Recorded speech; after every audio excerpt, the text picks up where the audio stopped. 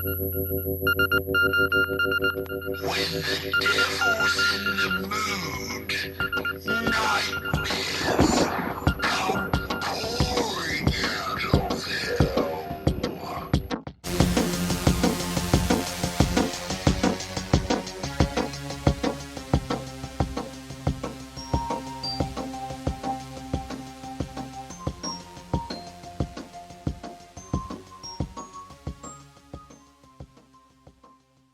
Welcome to the 124th episode of the Supernatural Occurrence Studies Podcast. So damn paranormal. My name is Jason Knight, host of the show, and with me, as always, is Oscar Spector, see? Producer extraordinaire and podcast co-host.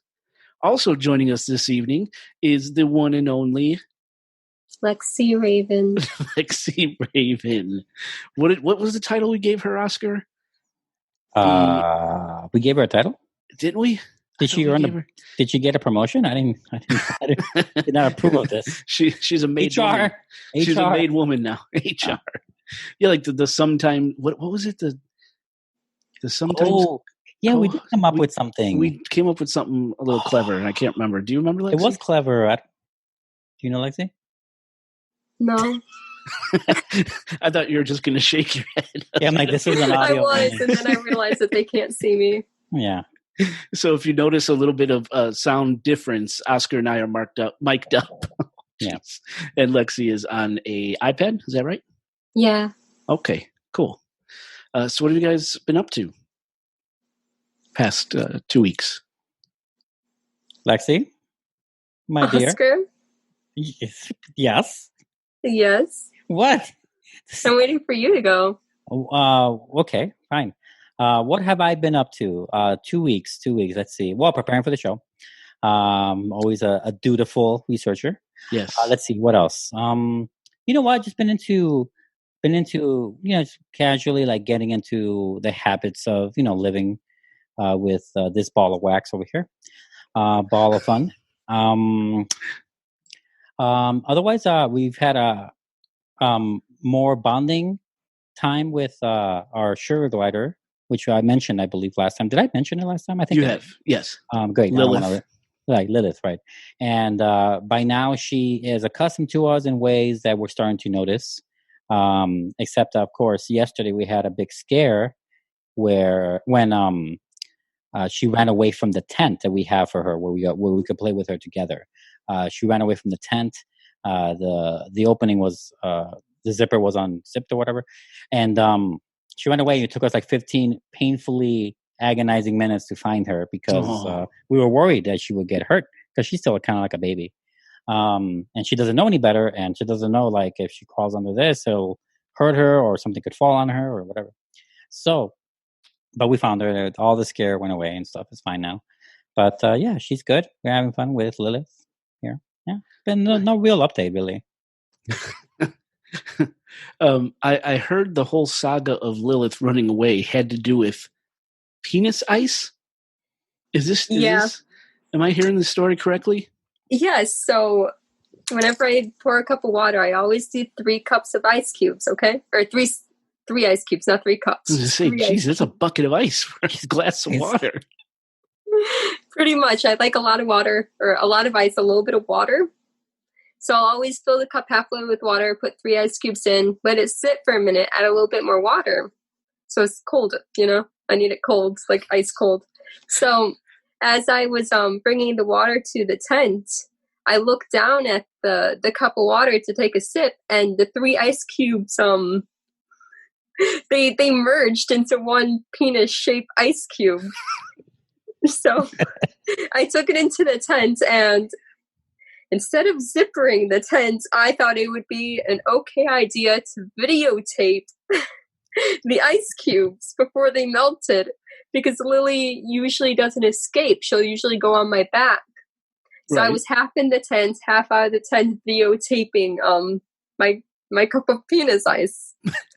And then I look up and I see Lily on the other side of the tent, and then I just see her leap.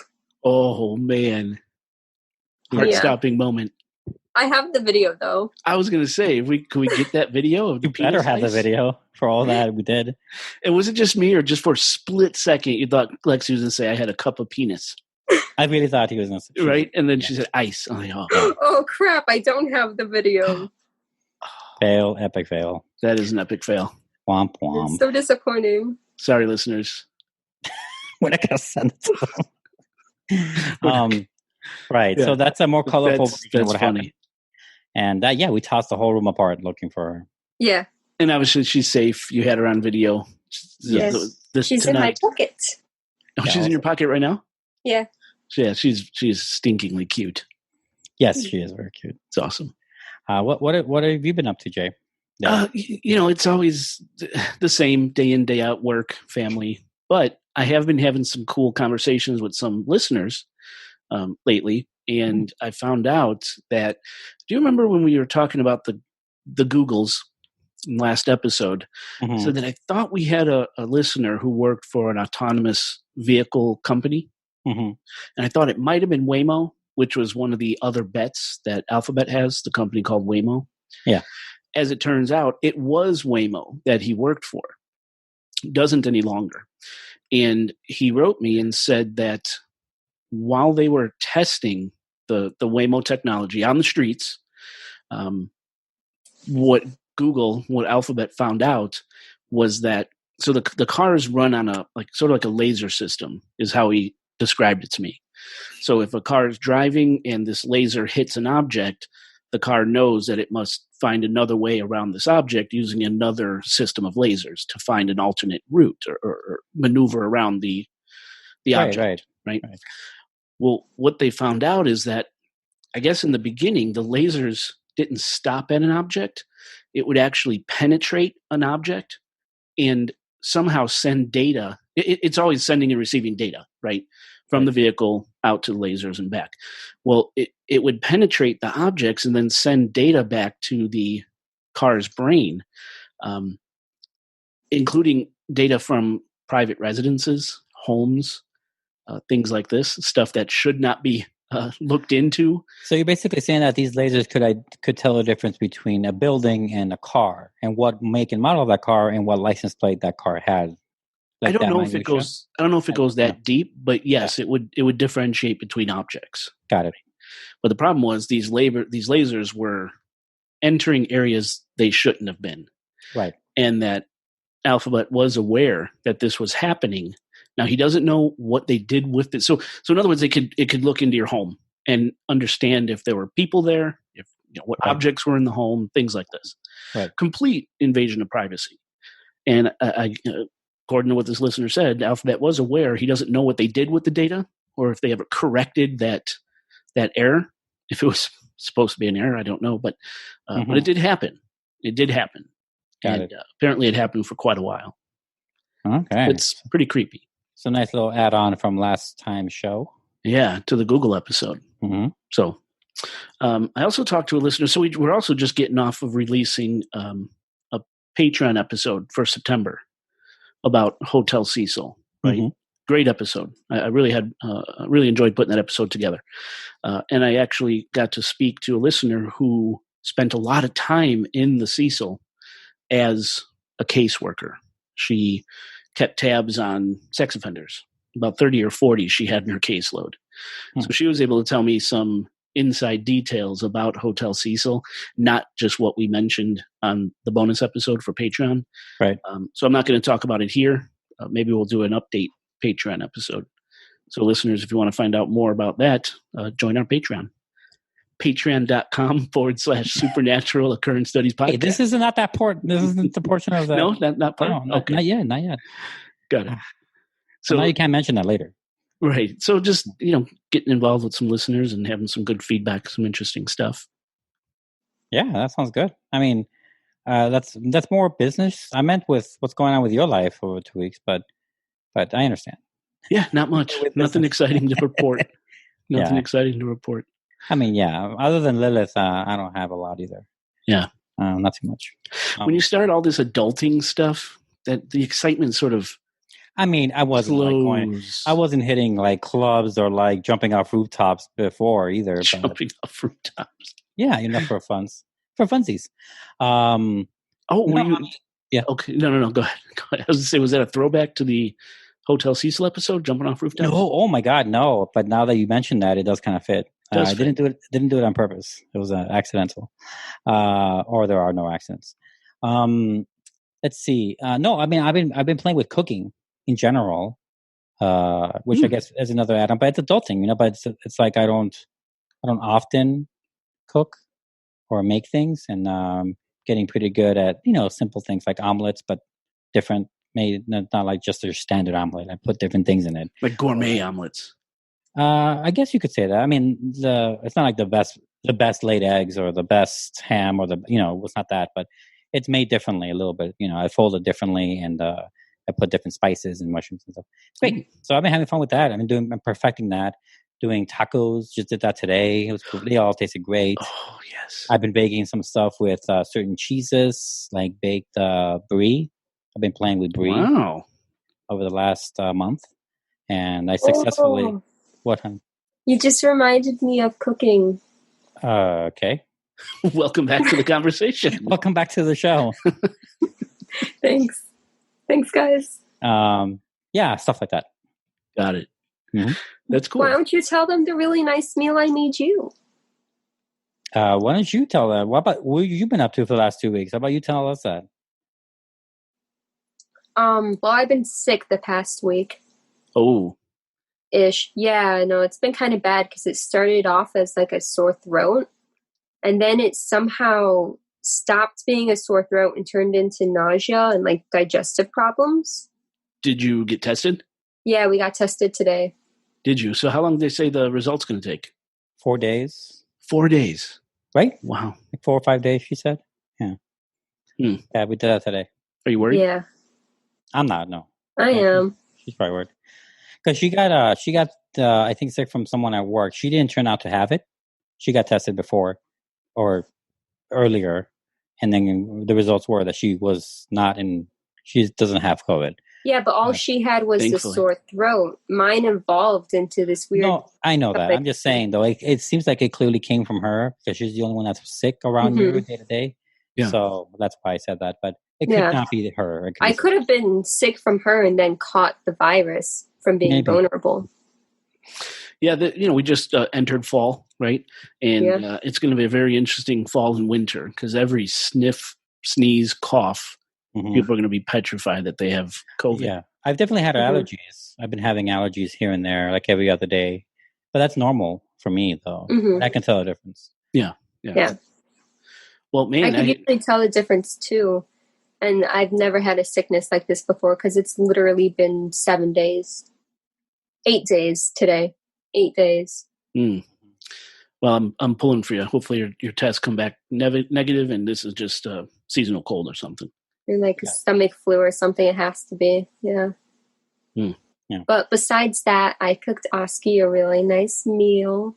Was that the picture you sent me on Instagram? That was a gorgeous meal. Right? It was very, very pretty. And it was, what was it called?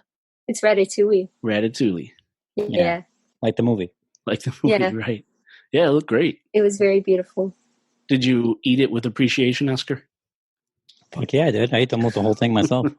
Nice. I mean, not really. I gave her. I mean, she eats a lot of it too. But no, I made sure there wasn't any left. It was so good. Look at you guys. And it's vegetarian. Yeah.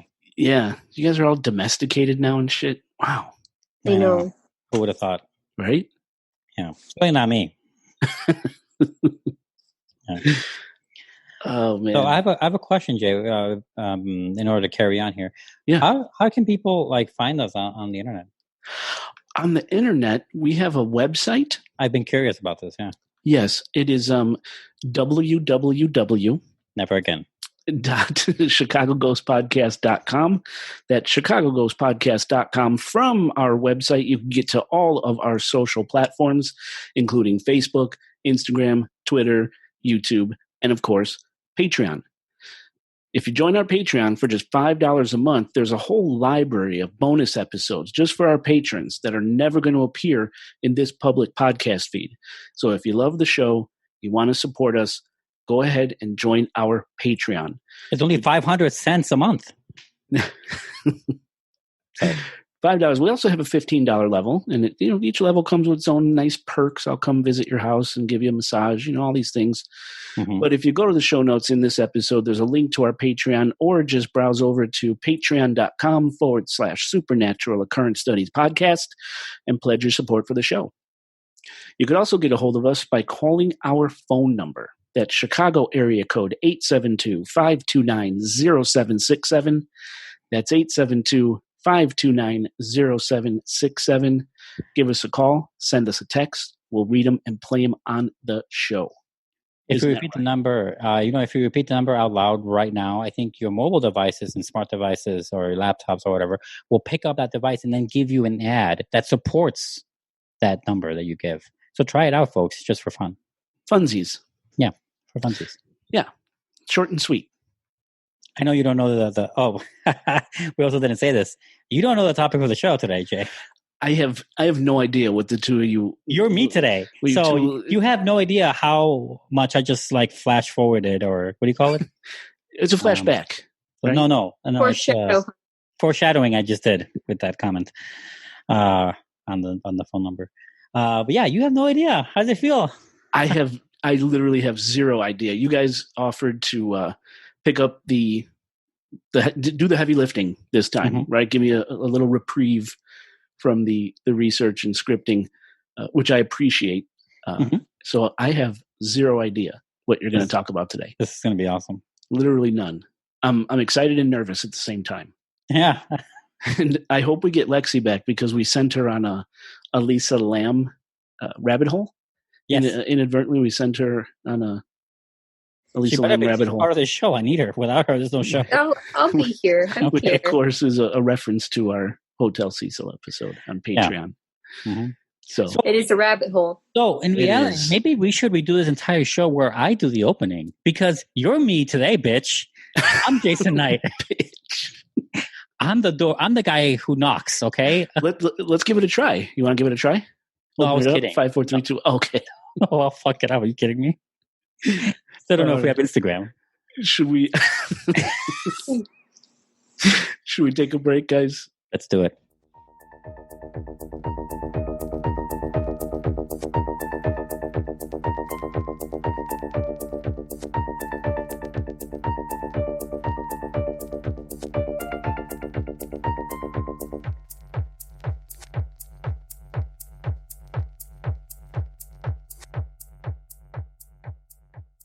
Listeners, welcome back to the show. Well, the lights are turned down low, the drinks are flowing, and the ceremonial candle is lit. Let's start this show. Yeah. So as we said before we went to break, I literally have no idea what's coming. All I know is you said you guys have over 20 pages of research notes combined. Yes. And I'm so excited to see what this topic is. So, yeah, I just hope I do it justice, because there's too much, actually. I had to stop myself. Oh, it's one of those type of topics. I had so many anecdotes, so many other examples, so many. Me too. Yeah. I couldn't even figure out where to start. We had to cut down entire areas where we couldn't even mention them, because mentioning them will just make it all the more confusing. A bigger rabbit hole. Yeah, exactly. This is a big rabbit hole. So right. let's start with what I have here. I have a whole written intro and everything. So we're going to start. How does one traverse the wilderness of conspiracy theories?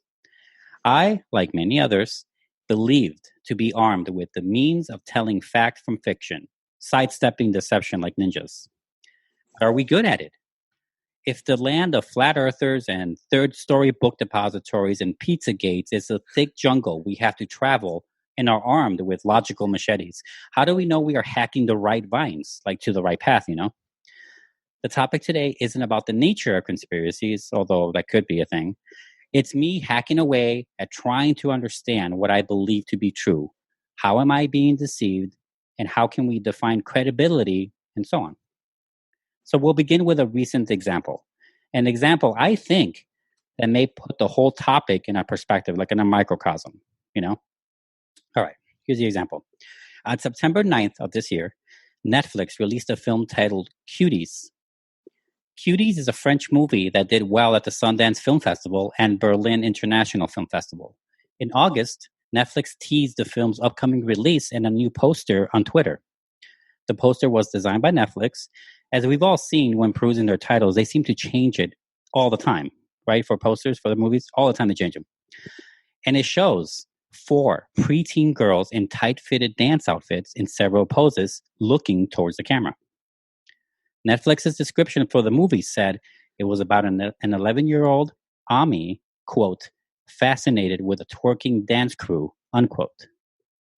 Not long after this, angry tweets sprang up to take it down. Now, before I continue, Jay, have you heard of this movie? Yeah, yes, I have. Yes, I have. I've seen it all over Facebook. Mm-hmm. My cousin, who's very active in the Save the Children Stuff. world, very active, and God bless her, because it has to happen. Mm-hmm. She was posting all about it. People were fucking livid, Yes. besides themselves about this movie. All right, good. This is what we're going to talk about for a bit. Tweets against the film snowballed into campaigns against not only the poster or the film, but of Netflix as well. Yeah. The campaigns made on change.org, which is a platform where anyone can make petitions for anything they wish, and a good tool for politicians and celebrities to interact with the 165 plus countries that use the site, managed to get many tens of thousands of signatures regarding cuties. I'll give you an example. One of them is titled Shut Down Netflix and Their Film Cuties for Child Exploitation, and petitions the United States Supreme Court, the Department of Justice, and President Trump with over 45,000 signatures. Damn. That's just one of them. On the notes for the show, there's a side-by-side comparison of the original French poster and the new one Netflix made. Tell us what you think, and I will send you for sure this time. Jay. I'm taking a note right now to remind you. Thank you. Netflix apologized for the marketing blunder and took down the artwork, but it didn't help much. By September 3rd, a Turkish media group demanded the film be pulled from their Netflix watch list, and then other media sources picked up the ball, especially conservative commentators. They began saying on Twitter that Netflix were grooming children through this film and argued that Cuties is soft porn pedophilia. It wasn't long before shrapnel and debris landed on the director of the film as well. The director was called a pedophile, saying that the casting call received more than 350 underage girls for an indie movie and received many death threats. Even critics that gave Cuties a good review were harassed online. Posts went around Twitter and Instagram tagging critics who reviewed the film positively, calling them out as promoting dangerous material, mobilizing harassment against those writers. Wow. Mm-hmm. People on Twitter were using hashtag cancel Netflix, not for the first time, mind you, not even the first time this year, but more fervently than ever before. Certain conservative groups began amassing followers trying to get rid of Netflix for good. Netflix, always seen as a big tech company with very liberal roots and ties, was a perfect target for those against their views. Anger flared up through August and September, we're still in September technically, with targeted and aggressive strikes online. Texas Senator Ted Cruz came out against Cuties, tweeting that the film sexualizes 11-year-old girls and it's disgusting and it's wrong. Quote, "That's why I've asked AG Barr to investigate whether Netflix, its executives, or the filmmakers violated any federal laws against the production and distribution of child pornography." Unquote. Oh my God. The AG is, of course, the Attorney General. He also added more fire towards Netflix with the following quote, "Netflix is an incredibly profitable U.S. company. Barack Obama makes a ton of money from Netflix, and they are profiting. They are making money by selling the sexual exploitation of young kids. So I asked the Justice Department to investigate them. If you have child porn, if you have kids engaged in sexual activities, if you produce it, if you distribute it, you face criminal penalties." Unquote. Mm-hmm. Now, could I ask a question real quick? Please. The Barack Obama mention there, is that because didn't him and Michelle Obama start a production company? Mm-hmm. They have a couple shows on Netflix. They've been right. They're on there a few times on some of the news stuff that they have on there, which is kind of a new thing over the last couple of years with Netflix. And they have I think they host their Michelle's podcast somewhere through there, right? It's in the same company. I think she has a podcast now. Oh, I didn't know that. I think so. Yeah, I haven't heard it. But yeah, Got it. Yeah, Okay, I just wanted to make sure. they have deals together. Yes, for sure. Understood. And Ted Cruz is not invited. So, okay. This movement went beyond Netflix and cuties as well. Within the black site called QAnon, supporters of the right-wing conspiracy-driven movement took to their laptops to prove they have been right all along. Their belief that a cabal of Hollywood and left-wing elites control most of the child trafficking happening around the world used cuties to fuel that belief. The hashtag Save the Children was prominently shown alongside cuties and Netflix. Remember, all of this began and enraged before the movie had even released, except for Ted Cruz's input, which came out September 14th, 5 days after the movie released. Now, everything I said actually happened. People said those things, and the movie does look that bad, but the information isn't complete. Here's the plot description. Ami, an 11-year-old girl, joins a group of dancers named the Cuties at school and rapidly grows aware of her burgeoning femininity, upsetting her mother and her values in the process. The director's name is Maimenia Dukure, a female director who made a film close to her own life, which she said in an interview for Cuties. Lexi and I have seen this film. Lexi, tell us your thoughts on Cuties. Oh. Well, it did make me a little uncomfortable watching it because of all the provocative outfits and dancing. But that wasn't like the main points of the film. It showed a lot of Ami's life more than the dancing, more than the friend group. It seemed like she was just trying to fit in with what they were doing. Okay. Yeah, I overall agree. It's a coming of age movie. Yeah, but there were some very questionable zoom shots of their butts. Whoa. So yeah, no, there are. Yeah, definitely. They display them like as if they were adults. Yeah. That's what made me very uncomfortable. Yeah.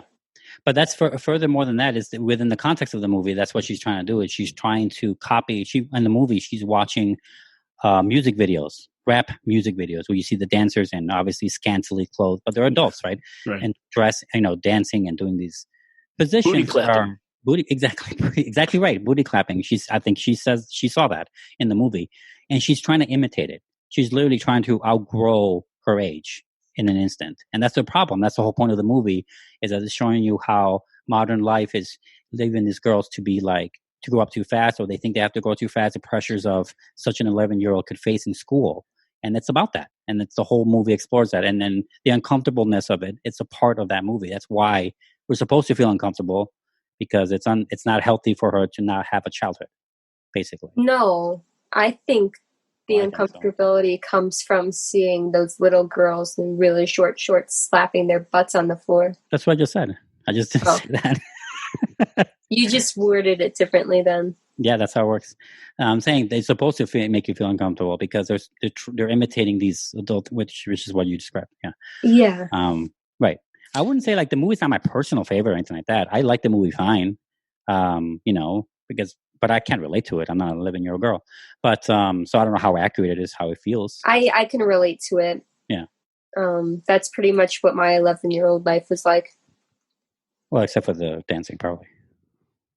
Oh, no. Maybe you did dancing. I don't know. No, it included dancing, but it wasn't professional. Oh, right. But it was trying to be like the music video girls. Like Nicki Minaj was hot when I was that age. Stuff like that. Right. And then when you were telling me that during the movie, I felt like the movie, therefore, is resonating with some people out there because it's meant to be for those people. It's meant for you, probably. Or it's meant for you when you have a kid or something, as your daughter's growing up or something. You think of that. You're supposed to think of those things. That's how I saw it. Yeah, but I'm never going to show that movie to my kid. I'm not saying you will. I'm saying is that I don't have a problem with the movie, but the movie is a result of bad timing. It's what it is. It's in the wrong place at the wrong time. That's all. They should have waited a year or never. I don't know if there's ever a landscape where you can release this now that we're in a post-COVID situation, and what else, and then and the heavy topic we're going to get into today. But besides that, I want to give you guys a couple of other examples real quick. This movie reminded me of a movie like Compliance.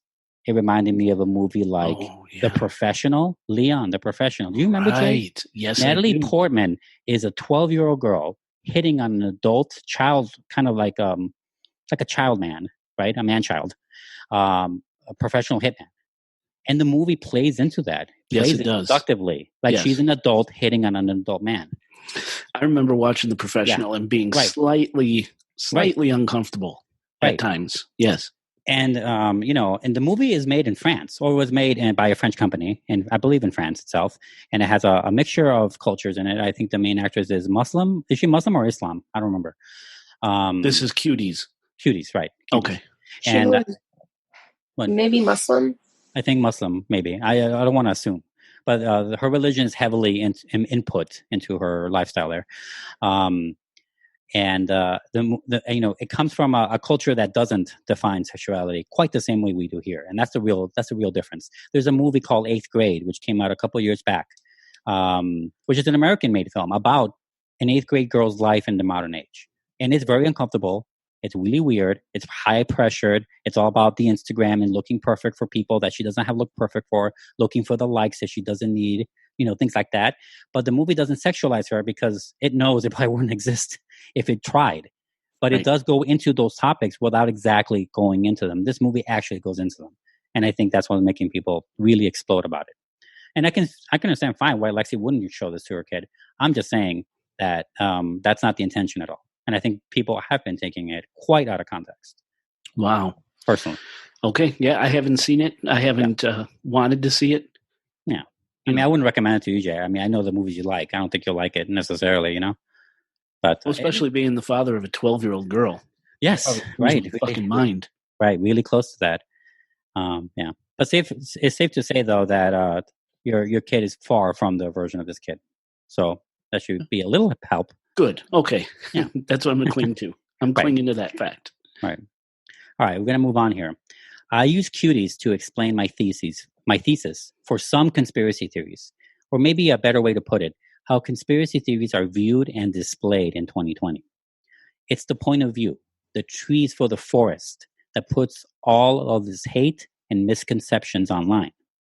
The primary target is QAnon and the people who believe and support them. Back on episode 72, our very own Jason Knight covered QAnon pretty well. We discussed the connections to the Trump administration, Robert Mueller, Roseanne Barr, 4chan's beginnings, the Q status, etc. For a comprehensive look at QAnon during that fateful election year in 2016, check out episode 72. Although I think we did that in 2017 or 2018. Do you remember, Jay? 2018 probably, right? I'd have been 18. Yeah. Has the QAnon conspiracy evolved in any way? Some would argue no. Other than adding new facets to ongoing conspiracies, they pretty much still are very right-wing and are trying to take down Hollywood and the like. How people see them, however, has turned more sinister than before, and I'll get into that in a bit. We're going to talk a lot about a lot of the things being said since COVID began, and pepper in a few things from the past as well, as I like to do. I do have a couple of legit suspects to name at the end of the show that I hope can help people navigate these muddy news cycles. Keep in mind that this is a personal journey that I, and maybe Lexi, but I know I do, I needed some semblance of satisfaction as well. So Lexi, this is your area now. This is your section. Okay. Yeah. Why don't you start us out with what you got? Okay. Well, from what I know, QAnon first surfaced in 2017 when he on 4chan, right? He started on 4chan? Yeah. He started on 4chan claiming that high-level government intelligence were a part of QAnon pretty much. That's what I assume. Anyway, so pretty much what I'm thinking is that, give me a second, sorry. It's okay. She's nervous. I am nervous. I wrote stuff down and I'm nervous. The 2017 post claimed that Hillary Clinton would be arrested because of her involvement in sex trafficking, which has resurfaced this year, and tons more Not only is Hillary Clinton involved, there's Bill Gates, there's Oprah, there's Ellen, there's pretty much any celebrity star you could think of. Pedophile. Right. They're all raping kids. That's right. They're all raping kids, right? Yeah. Politicians, stars. Yep. They're all doing it. In March of 2020, QAnon had a 71% increase in Twitter content and a 651% increase on Facebook. Holy shit. 651 since COVID started. Sure, because whoever Q is on quarantine and got nothing better to do. But and people themselves have nothing better to do but go into rabbit holes, right? Online. Yeah. Right. Yeah. The FBI has cited QAnon as a potential domestic terror threat, and social media platforms have begun trying to pull QAnon groups off of all social media. They removed the Save the Children hashtag from Facebook. They are removing all QAnon hashtags from Facebook, Twitter, TikTok. What's wrong with hashtag Save the Children? Well, she'll get into that in a little bit, but they also replaced it with Save Our Children. Yes. And she'll get into that in a second. Sorry. They replaced it. Yes. Okay. I didn't know that. TikTok has been blocking searches for QAnon related hashtags. A TikTok spokeswoman said that the company was working to proactively remove misinformation that we find associated with that hashtagging. Mostly anti-trafficking activists are just I can't pronounce that word. I wrote it. Irreversible? Yes, something like that. Irrelevant? QAnon had made their course its own. Pretty much QAnon convincing everyone that Save the Children is like anti-trafficking, when Save the Children is a non-for-profit organization to help children in poverty. It doesn't even have to do sex trafficking. Oh, that's why they removed it. Save the Children the organization came out against this whole campaign stuff that's been online. People have been confusing one for the other. I see. Okay. Which is why they changed the hashtag name to Save Our Children. But that's only one of the reasons why they changed the hashtag name to Save Our Children.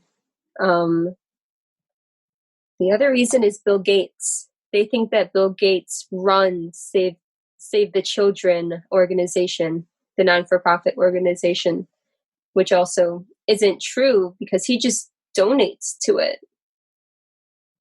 Yeah, I mean, he does own a lot of charities. He's kind of famous for that, right? The biggest one in the world. But he doesn't actually own that one, right? Which is funny. People think he does. Right? But he gives money to them. I think he owns like diseases stuff, right? I don't remember. He owns so many things.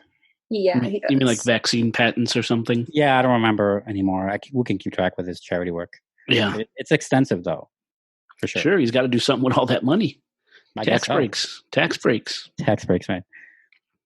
So QAnon this year in March got like super popular from the resurface of the Adrenochrome with that resurfaced like crazy. Pizzagate. They believe that Trump is their savior into making these mass arrests from the people involved in Pizzagate, from the people involved with the Adrenochrome, all of that Trump is the savior. That this is more than just pedophilia, that it's a satanic like kind of like good versus evil thing. Yeah, they call it the Cabal, right? The Cabal, yeah. Yeah. And one of the things that the QAnons say is, where we go one, we go all. That's one of their main phrases. And the other one is the Mass Awakening, I believe it's called, the Great Awakening. The Great Awakening Trump was elected. Yeah. The Great Awakening. Yeah, that one has been popping up a lot more this year, the Great Awakening one. I remember in episode 72, Jay, you mentioned the storm is coming or something? Yes, the storm. I believe Trump said that. Trump tweeted that or something. He did. Yeah. And that's why everyone believes that Trump is working with QAnon and that he's their savior. Yeah, it's crazy. It's getting nuts out there. I mean, in a sense of spiritual stuff, where a lot of people who are similar to Lexi are really getting into the idealism of Trump being like some sort of savior, even if he's like like a stumbling savior. He's still there to upset and defeat the evil of this cabal. And even he could be stupid, but he's still there for a good purpose, is what they're saying. Some of them. And if they don't believe that, they just wholeheartedly believe that he is this massive, like, brilliant person that's deceiving everyone with being stupid by secretly arresting these. That's what everyone thinks is happening. Mm-hmm. Everyone thinks that he's this like massive genius who's doing all these like things, like these very subliminal things, like QAnon posts those little things so slightly, like he'll hide little hints in his tweets. People believe that he's making these mass arrests, that he's giving the QAnon people a sign that he is with them, pretty much by retweeting QAnon's tweets, by quoting things that QAnon says in speeches. Mm-hmm. Even the Guantanamo Bay thing, they're saying that Guantanamo Bay has been getting some add-on structures, like they're building, a bigger facility or another facility or something. And while that is true, it's actually built for the immigration stuff, by the way. But they're saying that it's not for that. It's for all these arrests that they're hiding from the public. Mass arrests. Yep. Yeah, that Hillary Clinton, some of them are saying Hillary Clinton was arrested and already executed along with the Obamas, and that their clones are, or they're CGI on TV, but they're clones in real life or something like that. It's insane. Yeah. Body doubles or whatever. Any sort of credibility, even a shred of credibility that some of this QAnon stuff has, was just completely flushed down the toilet with what you just said, right? That they believe people are dead and they're clones. Get the fuck out of here. Oh. QAnon is the motherlode of conspiracy, and it's like a shotgun blast. When someone pulls the trigger with QAnon, there's all these bystanders that get sucked into the overall conspiracy theory. If a person was in the same room with Hillary Rodham Clinton, if they had a photograph with Bill Clinton, right? If they belonged to the same organization that were somehow loosely associated with Jeffrey Epstein, they're sucked into this just whirlwind of massive conspiracy. They may have never had nothing to do with these people. It was just some, couple degree of separation. So they, boom, they're involved. They're pedophiles. They're Satanists. They're part of the cabal. I'm surprised they didn't go after Kevin Bacon. They also, also believe it's dangerous too. Yeah, it's so dangerous. They believe that anyone who catches COVID is a pedophile because only pedophiles who ingest Adrenochrome die from COVID-19. This is something that they're saying. Yes, because they, the people that the people who are anti-maskers or anti-COVID, and the people that believe in this right-wing Trump is God thing, they have a lot of overlap. So they tend to connect the two into similar conspiracies, just naturally. You could just see it naturally happening. It's not one person doing this particular thing, but people are just generating it because, hey, we found out that the same group who likes blue color likes orange color. We should totally team up against red. Like, it's just like that, That's how it looks and feels in the internet. This is why it's kind of hard, and we have to loosey-goosey this one a bit because it's impossible to track down really anything. Yeah. Oh, of course. Yes. And so there's so many things. Like we had this one segment we were going to do. We scrapped it though, but it was about Oprah and this famous photograph where she's being photographed. Where she's been taking photographs next to convicted for real pedophiles, or like people who were arrested on sexual assault or trafficking or child something or whatever.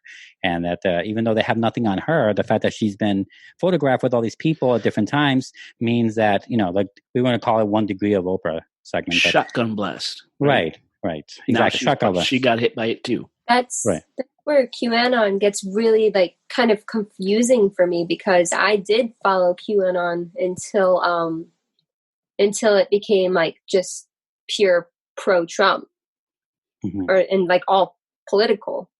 But when they were talking about the like shadiness of like celebrities, like Oprah taking pictures and hanging out with a bunch of like convicted pedophiles, and then the rumor that she's also a part of this Adrenochrome sex trafficking ring, that it just makes me question personally, like, she has to be a part of this somehow. There's just not enough to say for sure. But people are like point blank saying for sure that she's involved because these pictures are real, pretty much. So you believe she is involved. You believe this is real that and there's she's something involved. very shady going on with her. Yeah. Okay. Yeah. I mean, we're not, I really want to bring Lexi in this because she does follow some of this stuff. And I do, I mean, I'm going to let you talk here, honey, about, not specifically like, oh, this one thing, yes, one thing, no, but like roughly like, what do you think is happening? What do you think maybe is happening? And what do you think you're like, not at all, no way. Right. About this stuff. You personally, because I'm definitely way more in the camp of none of this is happening. But, Okay. But you go ahead. Okay. Well, I do believe that there is a satanic art at work in Hollywood and in politics. I believe it's been around for like hundreds and hundreds of years. You guys have talked about it on the show. There have been stories that have surfaced. It's just like plain and simple. It's one of those, hidden truths. It's a hidden truth. Like they want to always push it under the bed or something. Like we're aware of it. We just push it away. There's satanic work. And with that satanic work, I do believe that with it being kind of circled around Hollywood, that if you are a celebrity and you reach a certain rank of like following or like stardom, that they do invite you to these activities or these secret clubs that they have. Like a Skull and Bones, but for life, right? Well, Yeah. Skull and Bones is for life too, I think. Never mind. Yeah, like that. And that's where they initiate. I believe what they're doing is like an MK Ultra type of thing to make these people so hooked on adrenochrome that they even do terrible things like pedophilia and start like sex trafficking, stuff like that. I believe that they aren't doing it because they are pedophiles or that they are any sexual reasons. I believe it's because they're hooked on this drug of adrenochrome. And I believe when you reach a certain level of stardom, they give you a small taste of that. The adrenochrome. Like the ultimate pusher, right? The ultimate heroin, right? Mm-hmm. Right. But instead for like the lower classes where like, hook them on heroin, they only the upper crust maybe, right? Mm-hmm. Have access to the adrenochrome. Mm-hmm. Right. Which I imagine is kind of hard to come by.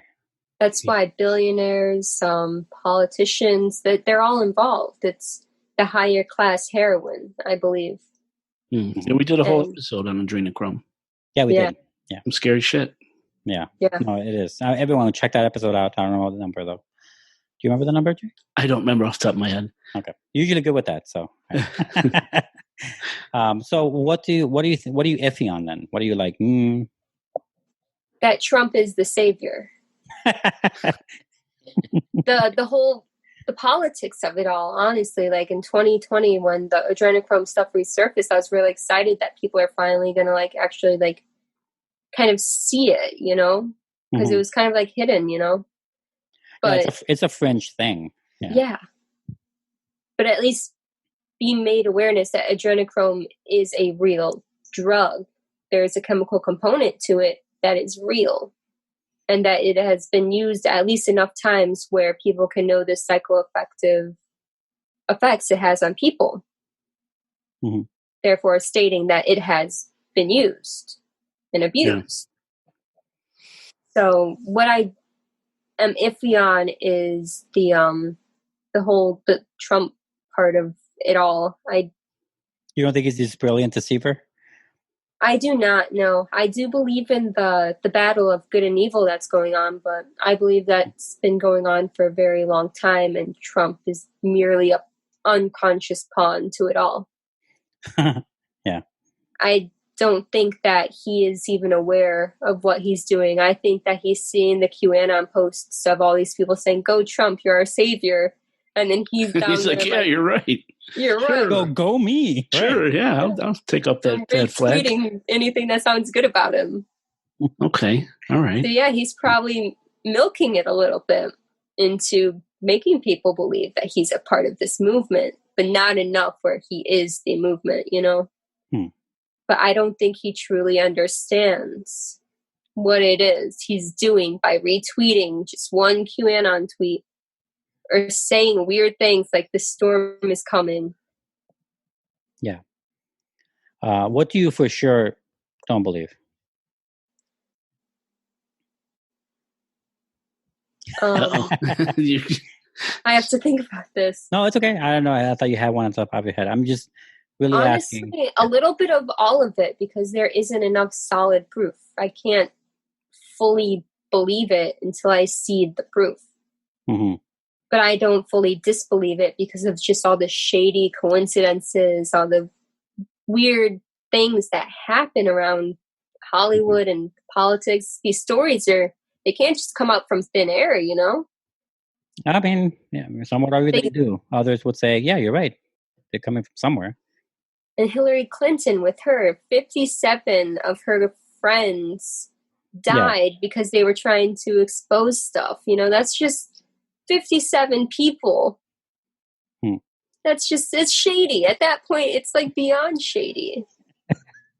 Well, that's if that actually happened, right? Right. I did not research that one personally. I've researched quite a few names, and so far there's at least 20 that are confirmed. Okay, there you go. And something I wanted to mention real quick, just to expand on what Lexi was saying about Trump's retweeting of a QAnon tweet. I looked that up real quick while you guys were talking, and I guess it happened in August of this year. This year. And the original tweet was by someone named Mel Q, which is a reference, of course, to QAnon.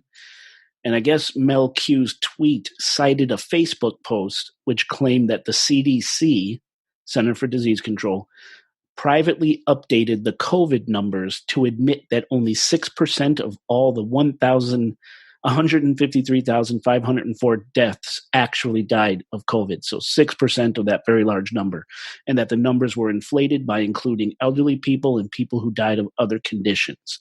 So that was the retweet from a Q supporter, right? That Trump, which bred a lot of animosity against them, because they're like saying, like, why is he downplaying what the CDC has been saying and not taking it seriously? The COVID number, the COVIDness of it all.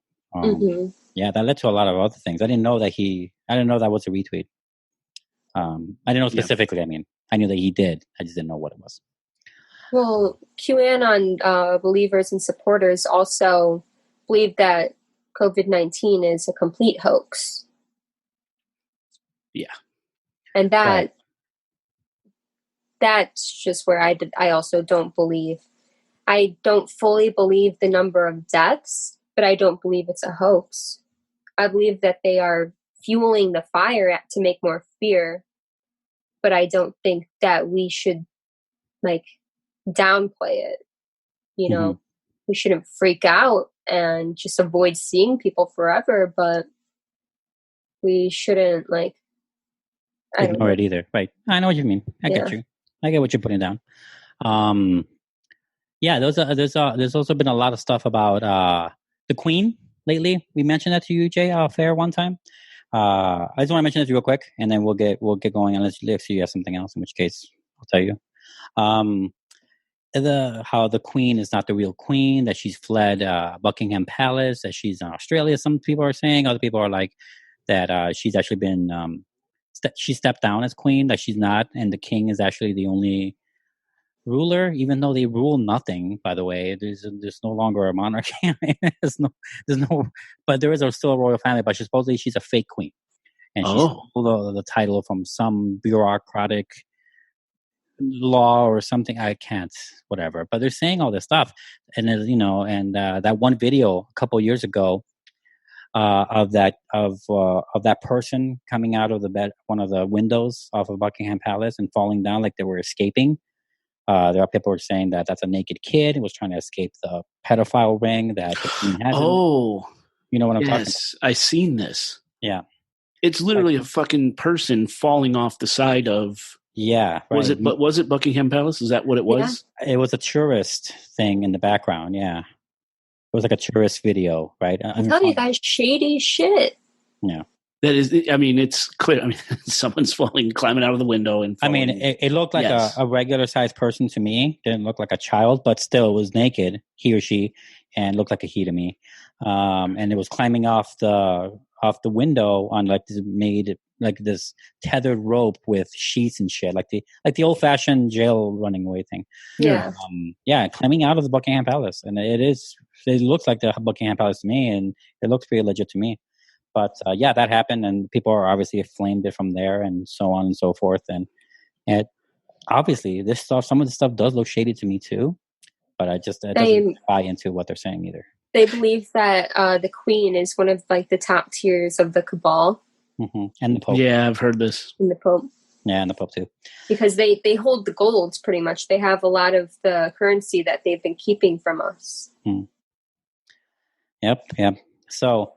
So what I'm going to do is I'm going to try to find that video, and I'll leave a link to it in the episode show notes in case listeners want to see it.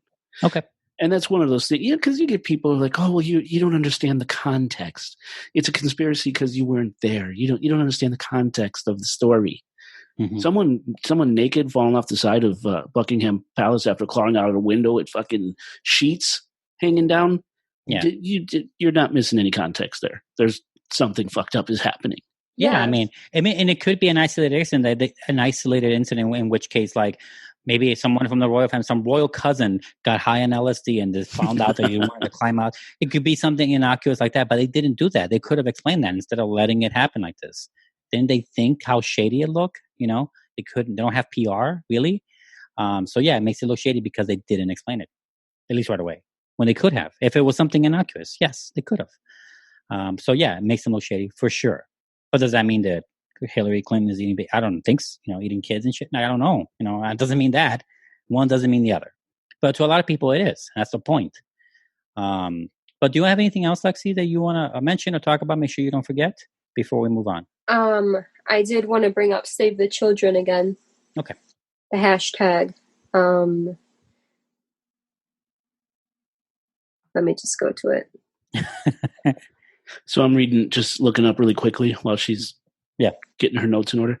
A lot of the stories are saying that it was a hoax for a television show. The person climbing out of Buckingham Palace. You're kidding. And this is just first glance, but there's a ton of... Well, if it can be proven as a hoax, then, I definitely don't want people to eat children. You know that, right? I don't want to be proven right on this. Right? We don't want to be, right? We all on that side, right? On the children's side? Yeah. Okay. On the children's side, 100%. Okay, good. It says it was, people I think would rather be right than be for the children. You know what I'm saying? Yeah. It says it was for an show called The Royals. But again, this is at first glance. I haven't done any research on this. Heard of it? Yeah, that sounds familiar now. Okay. Do you have your thing ready, hon? Yeah. Okay. So what I wanted to bring up was Bill Gates and Save the Children. Why did they change Save the Children hashtag to save our children because of Bill Gates? Right. Like how... Honey, you mentioned that already. Did I? Yeah, we did. I talked about Bill Gates and what he's doing? Yeah. The depopulation? No. You maybe you didn't get that far, but you mentioned the whole thing with Bill Gates and owning it. Let me get there, ho. Well, it sounded just like before. He said, "Let me get there, ho." Yeah, because I was backtracking. I didn't know that. I thought you were repeating what you read already. I'm like, I don't want to make No. Okay, good. Jeez Louise. I'll cut this part out. That's really funny. It did. Come on, Jay. It sounded just like what she was saying before, right? It did, but I would have let her go to see where it was. Yeah, you guys. You're too nice, Jay. You're too nice. I guess I've been. You know how to edit, don't you? Wow. The balls. Okay, go ahead. Sorry, honey. So why are people against Bill Gates? People have claimed that Bill Gates has developed a vaccine that would control and even depopulate the world through a microchip. They believe he was the one who created coronavirus and to create this microchip vaccine to kill hundreds of millions of people. Yikes. I've heard it. Yeah. So he's a Bond villain, is what you're saying. Pretty much. He is very pro-depopulation. As reported by True Activists, Gates has repeatedly expressed his approval for global depopulation and has funded sterilization programs, has pushed for widespread vaccination programs, which has caused great harm, and believes in the implication of so-called death panels, which would allow authorities to decide whether someone is worthy of receiving taxpayer money to keep them alive, or if they should rather be allowed to die. So he's the one who funded the Chinese murder vans from like 10 years ago. He must have. I'm kidding, obviously. Probably funding all of these. They think he's involved in chemtrails. Wow. He used a TED Talk presentation to promote his vaccination programs, literally saying, quote, "If we are doing a real good job vaccinating children, we can reduce the world population by 10% to 15%, end quote." Scary. Yeah. I've definitely heard this. I mean, this is definitely going around out there. But what I'm wondering is, why is someone who is so keen and so adamant about depopulation donating so much money to saving children in poverty when he could just let them die off? There's something more shady. It's a good question. I mean, it's all based on whether or not you even believe the conspiracy in the first place, of course. Mm-hmm. So if you believe the conspiracy, then it raises that question. If you don't, then it's a moot point, right? Yeah. Do I think Bill Gates is the Antichrist who wants to inject us all with a kill switch that he controls? No, I don't. Mm-hmm. That's just me, though. Right. I would say that I'm kind of a fan of depopulation. Like, I think we should keep it. No, you should keep an eye on number. It's really, I think it is kind of high, and I do. Okay, I just do. I think people should. I'm not saying the Chinese law where one kid per family. Maybe that will work. It's seemingly we can't even feed anything. We can't feed enough, even though we have enough. We can't. Whatever. Point is that it seems like there's a problem, and maybe depopulation, whatever. It could be an answer that I wouldn't mind like looking into, but that doesn't mean I'm going to kill children or let them die. That doesn't mean the same thing to me. I wouldn't, right? If I want less puppies in the world, doesn't mean I'm going to kill puppies. You know what I'm saying? Like I'm not going to kill them. Like it's insane.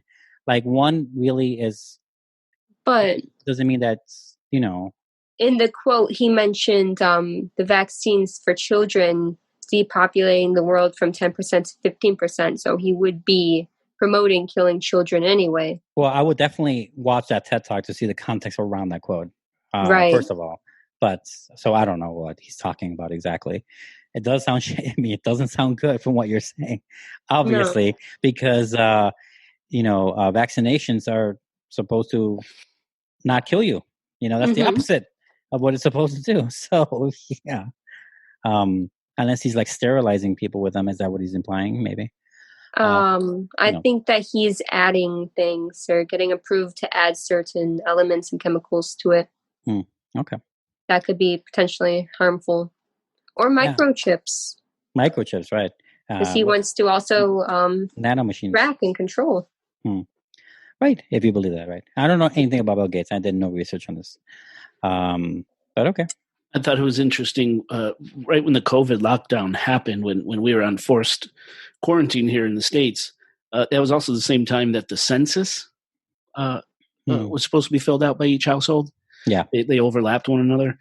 And the conspiracy theory was that by filling out the census, you're letting the government know exactly how many people are living in your household. So when they come to force the vaccination, they know exactly how many vaccinations must be administered to that household. So if you're trying to hide your children, like I would, because I'm not going to give them a fucking vaccine for years.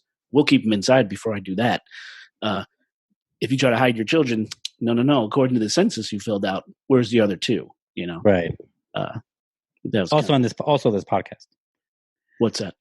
Well, you through this podcast, people know that you have two children. Oh, right, yeah. But I mean, and the government listens to everything. They're in our phones. They're on our laptops. Yeah. It was just an interesting COVID conspiracy that came out. Right. I'm sure I read that at some point and forgot it amidst the sea of fucking other conspiracies. Do you have anything else, honey? Not to cut you off. I do believe that COVID-19 was man-made. Oh, right. You told me this one. But I don't believe that it was like kind of leaked on purpose to depopulate. It's a disease. If they're messing around with a disease, hand-making disease is kind of like Ebola. It's obviously going to get leaked somehow, you know? If it hits one person, bam, 50 people they're in contact with. At least like 4% of the 50 people they're in contact with could get it. And that's how it travels so fast. So yeah, I believe that it was a man-made disease, but not nefariously. Oh, you mean I could get behind that one. Yeah, not like naturally. You mean not nature didn't create it? No. You're saying that it was perhaps somewhere. No, there's too many different strands of it now. Mm-hmm. That kind of show, that kind of like, you know, like nudge, like, hey, this wasn't a natural thing. These are the natural diseases that come from COVID. Mm-hmm. But the first version, the first strain of COVID was more deadly. That's why more people were dying in like the very beginning. Like even before like COVID became like mainstream. Because it was released before like May or whatever, whenever it was like released to the public. Oh, they said it could go back as far as December of last year. Well, yeah, we were getting the reports in China, remember, in November, December? I was seeing them on my feed back then, and I thought nothing of it. Of course, like everyone else did, I'm sure. And then when it started hitting, and then I heard more new stuff in January, and then March hit, we all got it. Right. Yeah. But it just goes to show how fucked up today's world is, that we don't know what's the truth on some very basic topics. Yeah. The earth is flat, by the way. You know, is our president eating babies? Yeah.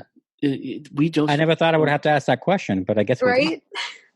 Yeah. I mean, we have fact checkers on Facebook now, where you'll see a grayed out post that says this is inaccurate. This is fake news, or whatever that verbiage is. Have you seen this?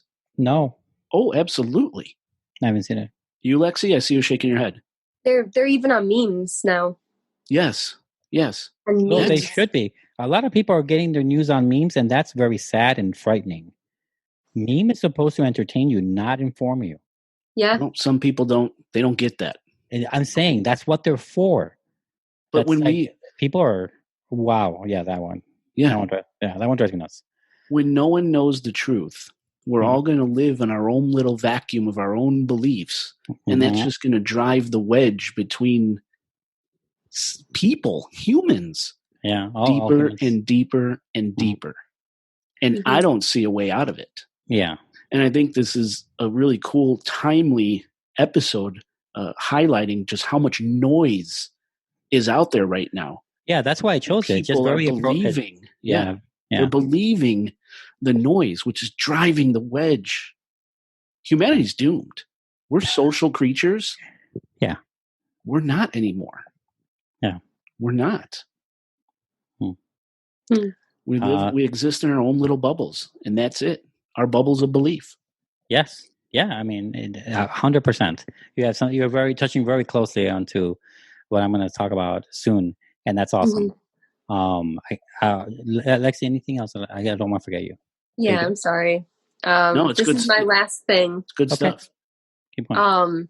It's kind of a self-made conspiracy that I thought up while watching a bunch of QAnon videos and researching. Yeah. From the spike in March when QAnon started to repost until maybe the past like 3 months, it changed. From first it was just Adrenochrome, pedophiles, just Democrats are. It wasn't even just Democrats at the point. It was like these are pedophiles. And then all of a sudden, 3 months later, it's only all Democrats are pedophiles. Trump, pro-Trump.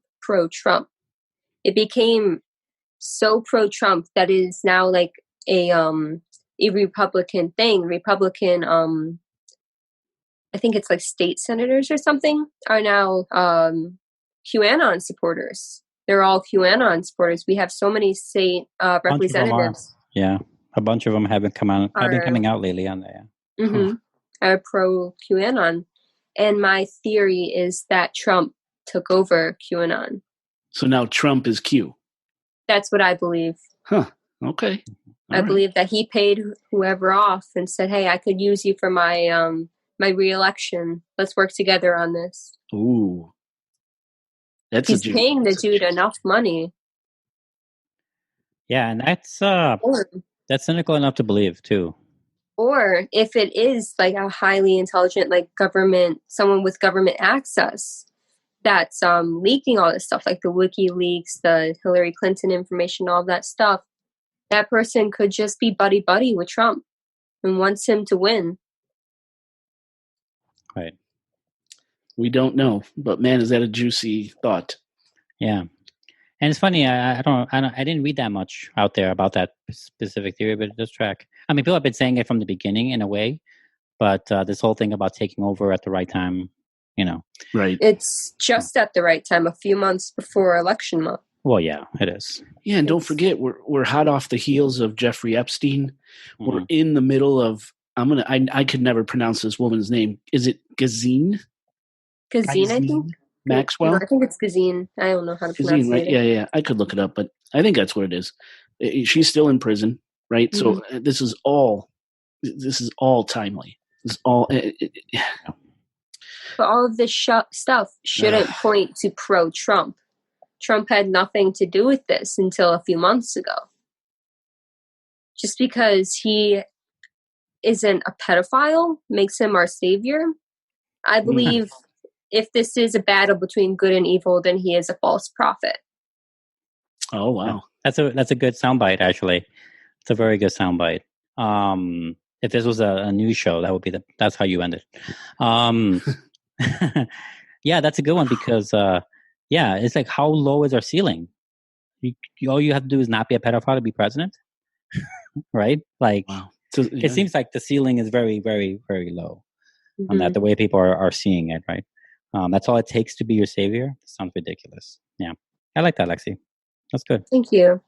Good job. I did not know she was going to put that in there. All right. I'm going to continue on here and hopefully it'll make some more sense somewhere. All right. Did you guys know that there's a kind of a perfect example in history that relates to QAnon theories? I'm talking about the McMartin preschool case. Oh, no, you didn't. You know this? Absolutely, I do. You know all about it? I mean, I couldn't quote names, dates, numbers, facts, figures, but I know exactly what you're talking about. Awesome. Lexi, have you heard of it? Oh, man. Hold on to your seats. I have not heard of this. Okay, I got it for you here. It's not super long. It's just a segment, but here it is. An article I read on it called this case as the analog version of Pizzagate. The trial was about a daycare sexual abuse case in the 80s against members of the McMartin family over Manhattan Beach, California. So not New York. They were charged with various acts of sexual abuse of children in their care. Accusations began in 1983, arrests and pre-trial from 1984 to 1987. The case itself lasted 7 years, and achieving no convictions, they dropped all charges in 1990.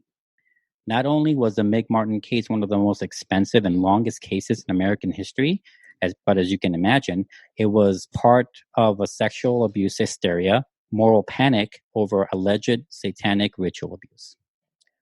All that is what happened a short 10 years before YouTube and all that came out. Oh, no, 20 years. Sorry, 20 years before. Not 10. What have you heard of it? Me? Yeah. Okay. Oh, dude, this case was huge, but yet unheard of at the same time. Nowadays, it was, like you said, I think to this day, it's the most expensive court case there ever was. Yes. More than OJ, right? I mean, this, like you said, dragged on for 7 years, but essentially it was right in the middle of the satanic panic. What was the year again, Oscar? So it right, you're talking about the 80s stuff, right? 83 is when accusations began. 84, 87. This is prime satanic panic territory. Yeah, this is where you, if you play Dungeons and Dragons, you were a satanic cultist. That's right. Right? Remember that? Yeah. Exactly. I mean, everyone was terrified. Cults you were were 30 years old when this happened. You must remember. asshole. Cults were in your neighborhood. They were going to abduct your kids and either kill them or convert them. Mm-hmm. Bring your animals. My neighborhood was part of this. I'm sure mine was scared too if I was paying attention. Yeah. You know, there were certain days of the week you don't let your evenings of the week, I should say, you don't let your animals out in your yard because you might not get them back. Don't go into the woods on these days because the Satanists are going to get you. Mm-hmm. This was real fucking palpable fear that gripped the country. So in this case was the judicial version of that fanfare, right? Yes. So essentially, and it's been a long time since I read about this case, but children at this preschool started talking about really strange things that would happen at the daycare, right? Yeah. After their parents drop them off for the day, which to a parent, this is fucking horrifying. Right. But the kids would say things like they witnessed one of their preschool teachers killing a baby. The preschool teachers would flush the children down the toilet and it would exit into a large room where things would happen, sexual things, violent things, killing of babies, drinking of blood. It just every cabal activity that we hear of today, Adrenochrome and things, was happening back then with this case. But it was all based on the words of preschoolers. So this whole, you know, obviously parents heard this. They started contacting the authorities. Fire, just massive fire raged about this case. And it was all basically, at the end of the day, it was coerced testimony from children. They questioned the officers police. Talking to them, question them over and over again. They probably don't want to say the wrong answer. They feel like they have to say something, so they start saying these things and turn out not to be true. Yes, leading them down certain answers to questions, coaching them, like you said, coercing them. Yeah, and it all, you know, there's supposed to be caverns under the school. Oh yeah, the stuff tunnels. would take place, tunnels. But they did get off. They did get off. Excavation was done multiple times. Yeah, hot air balloon. There was a hot air balloon thing apparently in one of the stories I read.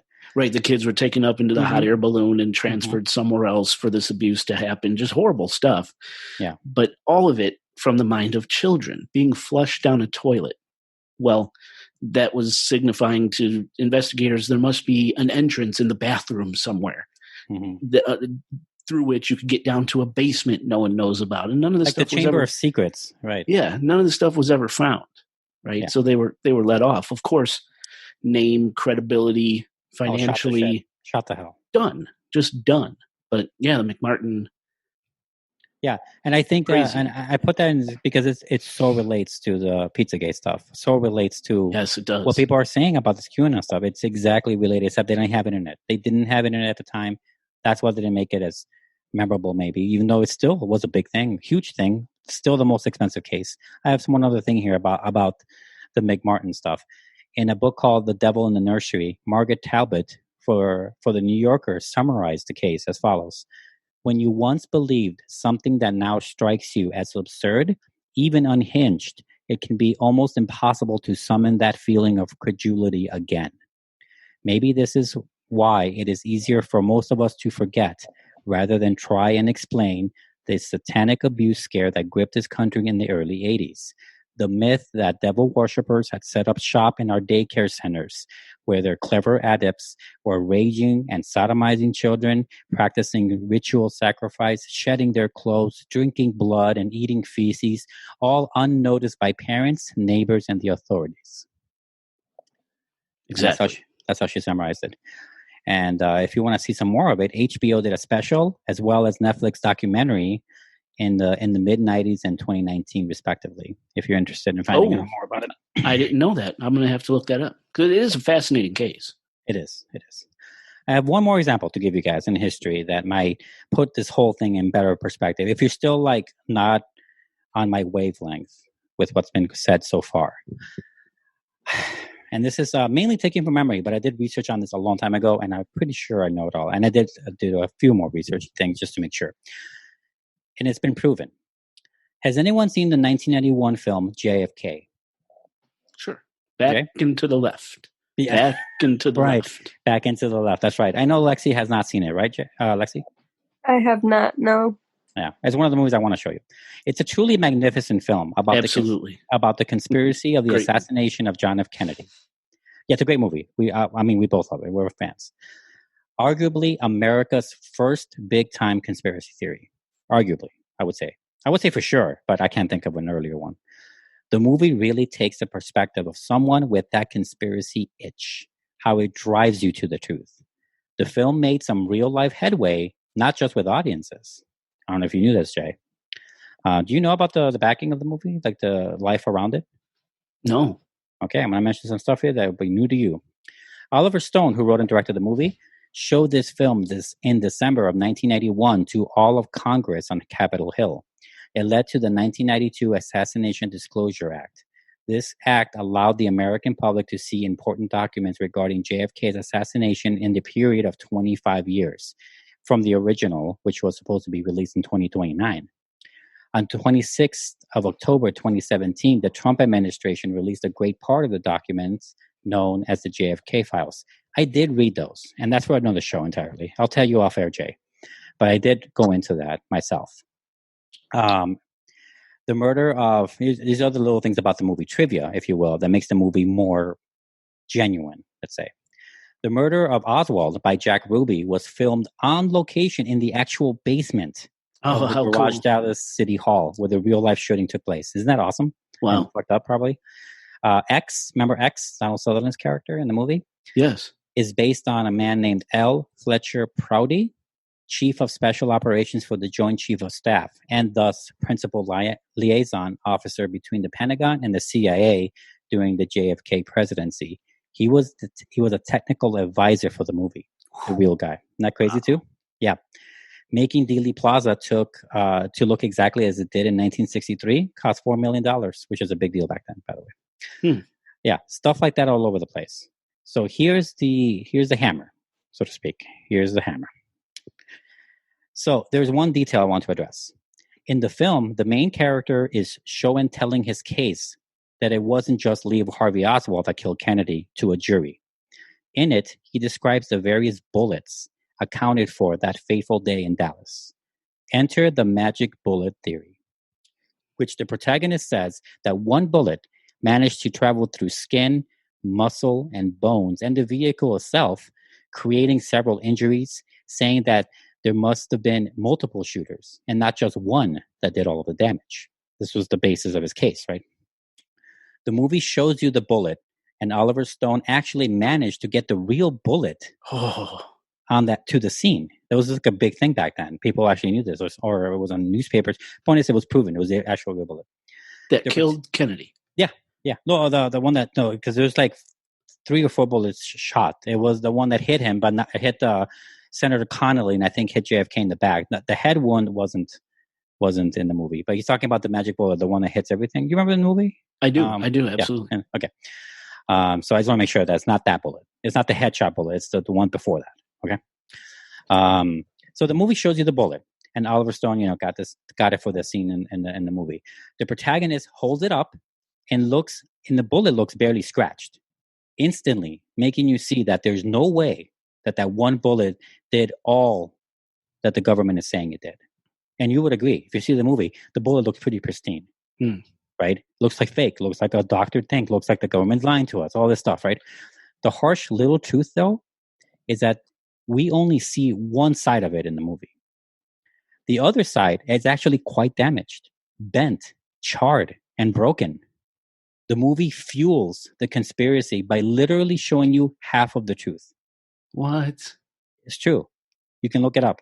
Whoa. The bullet, he's hiding it. The other end of that, if you flip the bullet, you would see the actual bullet being used. Like you see, the damage. Yeah. I still love the movie regardless, but JFK is about selling to you a certain point of view, sometimes through deception. And that brings me to the segment of facts of the show today. And that's going to bring us to something I'm calling Trump laws. Trump laws. Yeah, the laws of Trump. Now, I'm going to introduce a clip. It's a YouTube video essay of someone explaining the conspiracy web that QAnon has laid, including President Trump's actions against the nefarious cabal of pedophiles. It ties much of what has been said already, especially Lexi, emphasizing the ties between COVID and this sex trafficking ring. But there's satanic pedophilia rings where these people are harvesting children in order to feed. They're harvesting children. They're raping, abusing, torturing children to worship Satan, to get their powers from Satan. And then they're harvesting the blood to get adrenochrome, which does two things, you guys. Which does two things. One is it increases our psychic abilities, and the second is it gives us youth. So a lot of these Hollywood celebrities, a lot of these big CEOs, why are they all stepping down? Because they're all under investigation for harvesting and consuming adrenochrome. And that's what this whole COVID, this whole period, the last 3 months, there has been so much that has come out. This period has been amazing, just like 9/11. So many souls departed for the greater good. Just as hard as may be for you if you're a Trump hater or to believe this, Trump is fully in charge of the world right now. And when I say in charge, it means he's taking back one by one the powers back from the corrupt governments of the world. He's destabilizing, he's cutting off all the cabal's legs, and he's doing it by going one country after the other, and he's directly dealing with the heads of these countries, not the Illuminati, but the heads of these countries. So right now, the whole world, with a few pockets that are still giving Trump some resistance, the whole world is working on an undercover operation that is so huge, and public disclosure is coming. Yep, it's coming very quick. What, 6 months? I'm thinking very soon. That clip is by far one of the nicest ways I've seen these theories put forth. A lot of people are kind of angry about it, but luckily she's not. I'm using that segment for two reasons. The first is to illustrate how this video is but one drop in a sea of internet goers that believe the same thing, or at least elements of it. You can see them on YouTube, Twitter, and so on. People with makeup videos have famously circumvented security measures social media companies have placed on QAnon supporters by talking about these heavy topics while applying eyeshadow. Lexi has shown me some of those. No way. Yep, they do that. They start off by saying, like, oh, yeah, you applied this eyeshadow thing on your thing, and then they start talking, and they start talking about the actual, that's how they do it. Right, Lexi? Yeah. It's a real thing. It's actually kind of fascinating to watch. They're pretty good, actually. There's one that tells like ghost stories. Yeah, right. Ghost stories, right. And like serial killers, weird serial killers about doing her makeup. We should show Jay some. I think he'll love them too. Yeah, they're really good. Anyway. It's really funny. Well, not all of them are good, but some of them. Anyway, the second reason is to use the clip as a jumping off point. I asked myself, what's being done within the Trump administration to battle this cabal? If he's a savior, where is it? How is it going to lead us to arrest? I don't know the number exactly, but I combed through hundreds of memorandums, declarations, laws, and acts since his inauguration in 2016. I did it. I especially focus on 2020. And there's a lot to say the least. Jammed in between proclamations and acts titled, for example, Establishing Discipline and Accountability in the Environment Review Permitting Process for Infrastructure on July 17, 2017. Or, as Made in America Day, and this week, July 16 through July 22nd, as Made in America Week, which is weird. That's an actual proclamation. And my personal favorite, a concurrent resolution authorizing the use of Emancipation Hall in the Capitol Visitor Center for an event to celebrate the birthday of King Kamehameha I, which is my favorite, King Kamehameha. I can't say his fucking name. These are all things. They're all things. Here it lies the following. Presidential Proclamation 116, proclaiming January 2018 as National Slavery and Human Trafficking Prevention Month, which is an actual annual presidential duty that calls on Americans to acknowledge the continued existence and prevalence of human trafficking. Some 25 million individuals are currently bonded into forced sexual or physical labor in brothels, factories, homes, and on farms and vessels worldwide, and we commit government to eradicating the practice. I have a little extra on this one. Somewhere like 7,500 cases of trafficking were reported in America in 2016. Let's not forget my own backyard in Niles, Illinois, which is an increase of 2,000 cases over the previous year. This priority of Trump, as he said, is also a big deal for Ivanka Trump. Some argue that coupling this with Trump's draconian immigration laws will lead victims to stay quiet if they're also immigrants. When making this proclamation, Trump said he was going to sign 2 bills to combat human trafficking. Here are those 2 bills. S-1532, which is No Human Trafficking on Our Roads Act. It's a bill that mandates that anyone who uses a commercial motor vehicle in committing a felony related to human trafficking should be disqualified from holding a commercial vehicle license. And wow, that's so specific. It's so specific, yes. Here's the other one. S-782, Providing Resources, Officers, and Technology to Eradicate Cyber Threats to Our Children Act of 2017. That's good. That's a good one. Yes, which is a bill that reauthorizes the National Internet Crimes Against Children Task Force program, which has worked to catch child porn distributors since 1998 and has been revamped to 2022. Basically, it's a program that no one would ever oppose, obviously. Which president would oppose this program? Now on to other things that kind of relate to the same thing here. Presidential Memorandum 71, the determination with respect to the efforts of foreign governments regarding trafficking in persons, which relates to the Victims of Trafficking and Violence Protection Act of 2000, which bans the issuance of non-humanitarian and non-trade related aid to nations not being seen to do enough to combat human trafficking in their territories. Okay. Right. Each year, the current president has to declare which nations he recommends for inclusion and where there should be any limits or waivers or to the type of aid bans imposed on them. Sorry. Countries chosen by Trump are the Democratic Republic of Congo, Iran, Equatorial Guinea, South Sudan, Venezuela, and Sudan. Yeah, so that's a fun interesting. That's been going on since 2000. So every year, right, or every president maybe picks new countries or something. Huh. Yeah. Here's another one: Executive Order Number 9, enforcing federal law with respect to transnational criminal organizations and preventing international trafficking, which places the Attorney General, Secretary of Homeland Security, Director of National Intelligence, and others in charge of the Threat Mitigation Working Group created in 2011 by Barack Obama to identify transnational organized criminal groups like drug cartels, for example, who pose a threat to America. And obviously this can probably go on to human trafficking cartels as well. Okay.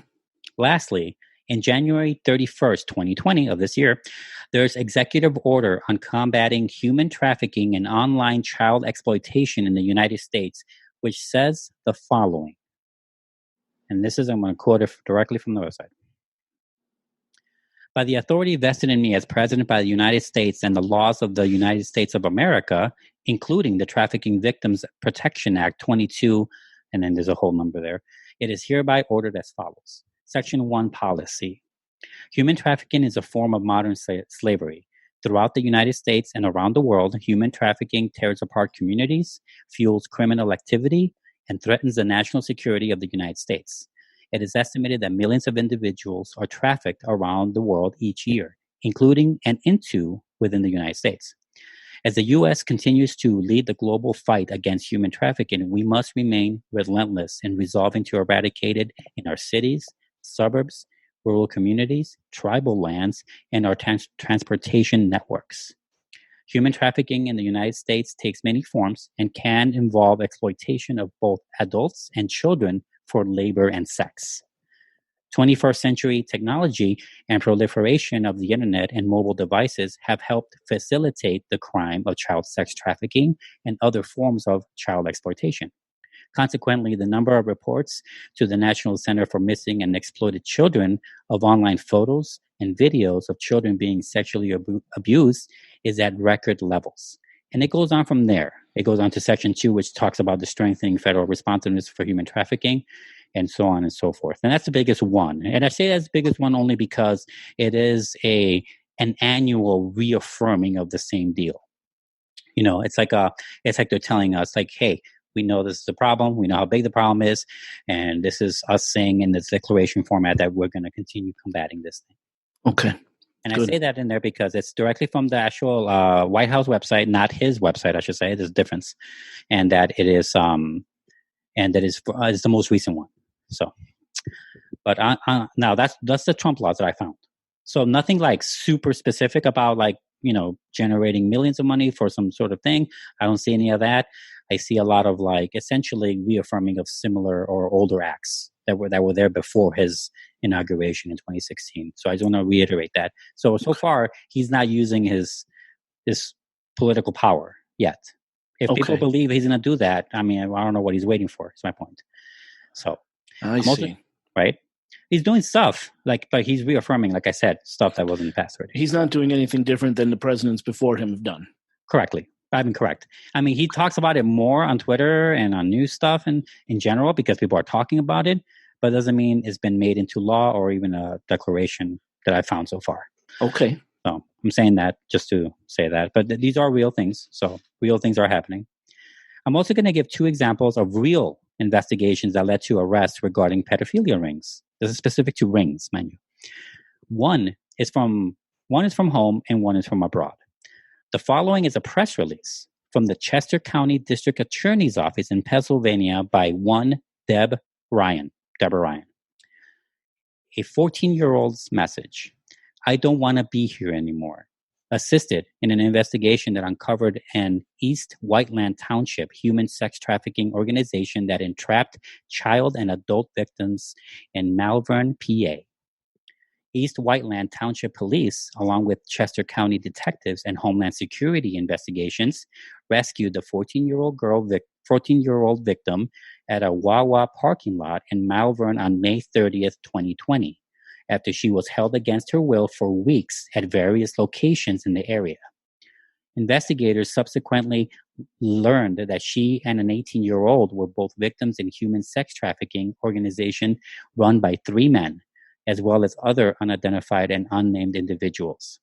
These co-defendants engaged in a criminal conspiracy and criminal course of conduct by recruiting, enticing, soliciting, transporting, obtaining, and maintaining individuals who they benefited from financially while they were subjected to sexual servitude, as well as other sexual assaults and criminal activity. That sounds like a very boring press release, I know, but I'm going to carry on here. As a result, the Chester County District Attorney's Office and the East Whiteland Township Police Department recently arrested co-defendants, and they give out the names, a bunch of names. So I'm just going to say Dimar, Omar Cornejo Hernandez, Adonis, age 34, age 25, age 33. Sorry, I'm skipping a lot of names here.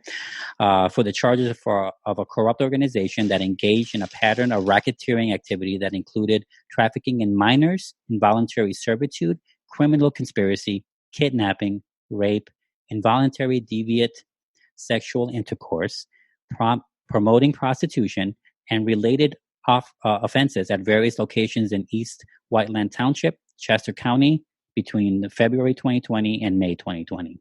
So these are bad guys, hugely bad guys. Absolutely.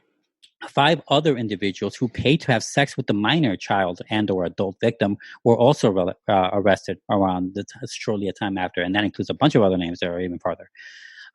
Chester County District Attorney Deb Ryan said, the allegations in this case are difficult to digest because of the calculated and deviant sexual exploitation of the 2 victims. Our office will continue the investigation to determine if there are other victims of this human sex trafficking organization. We encourage anyone with information to contact our office. These defendants will be prosecuted to the fullest extent of the law. And then from there, it goes into the actual law and what the lawyer said and so on. But I wanted to give an example of something recent from this year and something from home, from our country. So that was a real ring taken down by Pennsylvania officials. And I should say here, they were all Hispanics. It looks, all their names are Hispanic-y. And they also give their nicknames, which is why I made it hard to read all that, because they have the nickname next to their real name after their last name and their age. So I'm like, I'm not going to read all that. But yeah, so I'm just letting you guys know. That's what happened. It wasn't anyone like famous or even white for that matter. Not that that should matter. Still a bad thing. And that happened this year. Yeah, they just rescued 150 something kids, I think, or victims, I should say. I don't know all their ages in Michigan, like a few weeks ago. Oh, I didn't hear about that one. Oh God, yeah, and before that, it was they've been rescuing kids for the last quite a number of years. Yeah. This case is all over. I just picked 10 one. here, 100 and something in Michigan, 20 there, and they're saying it's all happening since this Ghislaine Maxwell has been imprisoned. Yeah. That's funny because I got the second one here. The second example here is from abroad, I should say, and it happened from September 14, 2009 to March 16, 2011. So she definitely, I don't think, was in prison during that time, but we'll see. No, she wasn't. No, she wasn't. With the leading support of Europol, police have arrested 184 suspected child sex offenders and identified over 200 victims of child abuse following one of the biggest investigations of its kind by law enforcement agencies across the world. I still think this is the record, by the way. With investigations, I know, right? With investigations still continuing, 670 suspects have been identified across the world already. This is in 2011. 184 arrests made and 230 children safeguarded. The number of victims safeguarded is the highest ever reached from this type of investigation, and it's set to rise even further in the coming weeks. This is from that press release at the time. I couldn't find any further or updated numbers, by the way. These spectacular operational results were the work of effective police cooperation across many countries. Instrumental to the success was the unique role played by Europol in identifying the members of the child sex abuse network and facilitating operational action by police authorities in multiple jurisdictions. In particular, it was the work of Europol analysts in cracking the security features of a key computer server at the center of the network, which uncovered the identity and activity of the suspected child sex offenders. Europol subsequently issued over 4,000 intelligence reports to authorities in over 30 countries in Europe and elsewhere, which has led to the arrest of suspects and safeguarding of the children. Wow. Those reports are also identified links between this network and those featured in multiple other investigations aside from their own, which is really interesting and awesome. Awesome that they figured it out. I mean, that it happened, obviously. Quote, I am proud of the exceptional work of our experts in helping police authorities around the world to record these groundbreaking results. The safeguarding of so many vulnerable children is particularly rewarding and demonstrates the commitment of our agency to make Europe a safer place for its citizens. I also pay tribute to the relevant authorities in Europe and elsewhere for their operational work in tracking down the suspected criminals and their victims, unquote. This is Rob Wainwright, director of Europol. And this operation was known as Operation Rescue. This complex case has run for 3 years, 3 years I mentioned earlier, with Europol supporting and coordinating investigations for the 1.5 years when they got into it. Law enforcement authorities have been brought together from 13 countries, like I said. Countries were Australia, Belgium, Canada, Greece, Iceland, Italy, the Netherlands, New Zealand, Poland, Romania, Spain, UK, and the US.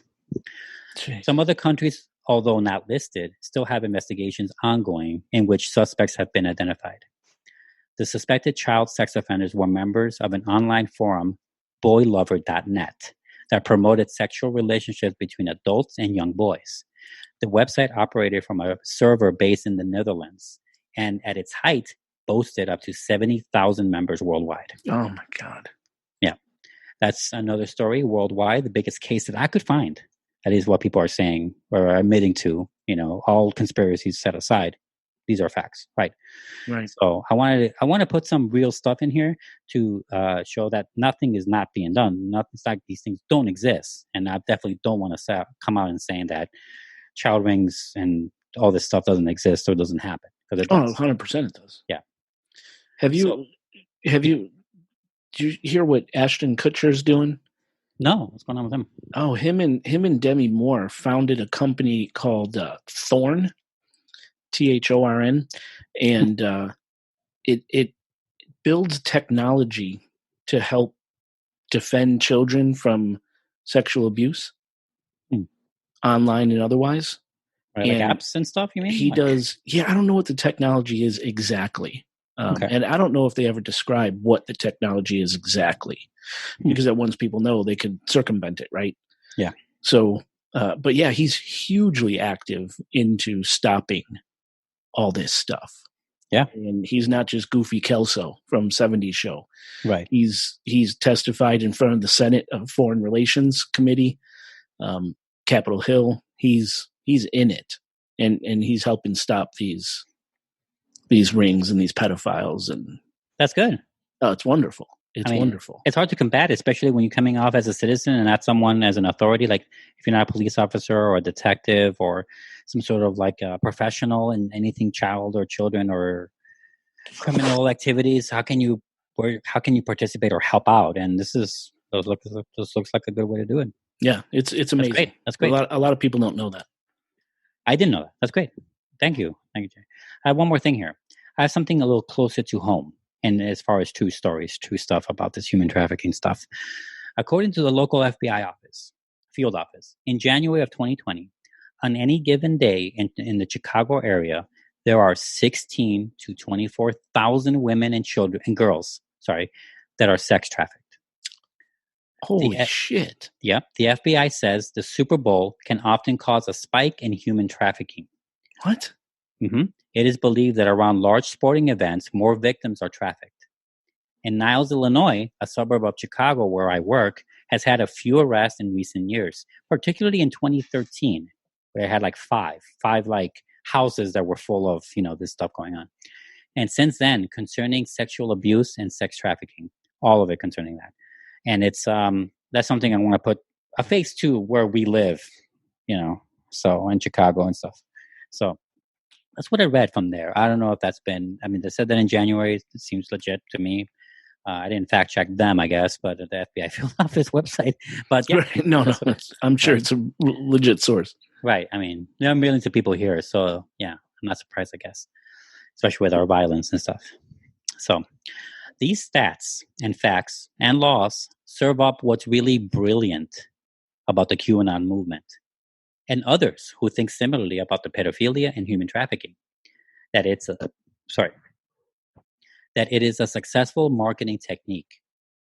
In order for QAnon to grab the attention of millions while activating thousands and thousands of new members at a time, attacking something everyone is inherently against is a surefire way to gain momentum. I'm going to read most of an article from the New York Times that is essentially straight reporting that tons of conspiracy theories are apt to disbelieve. This came out on August 12th of this year. Quote, part of the strategy's perverse brilliance is that child sex trafficking is a real, horrible thing, and some politically connected people, including the financier Jeffrey Epstein, have been credibly accused of exploiting underage girls.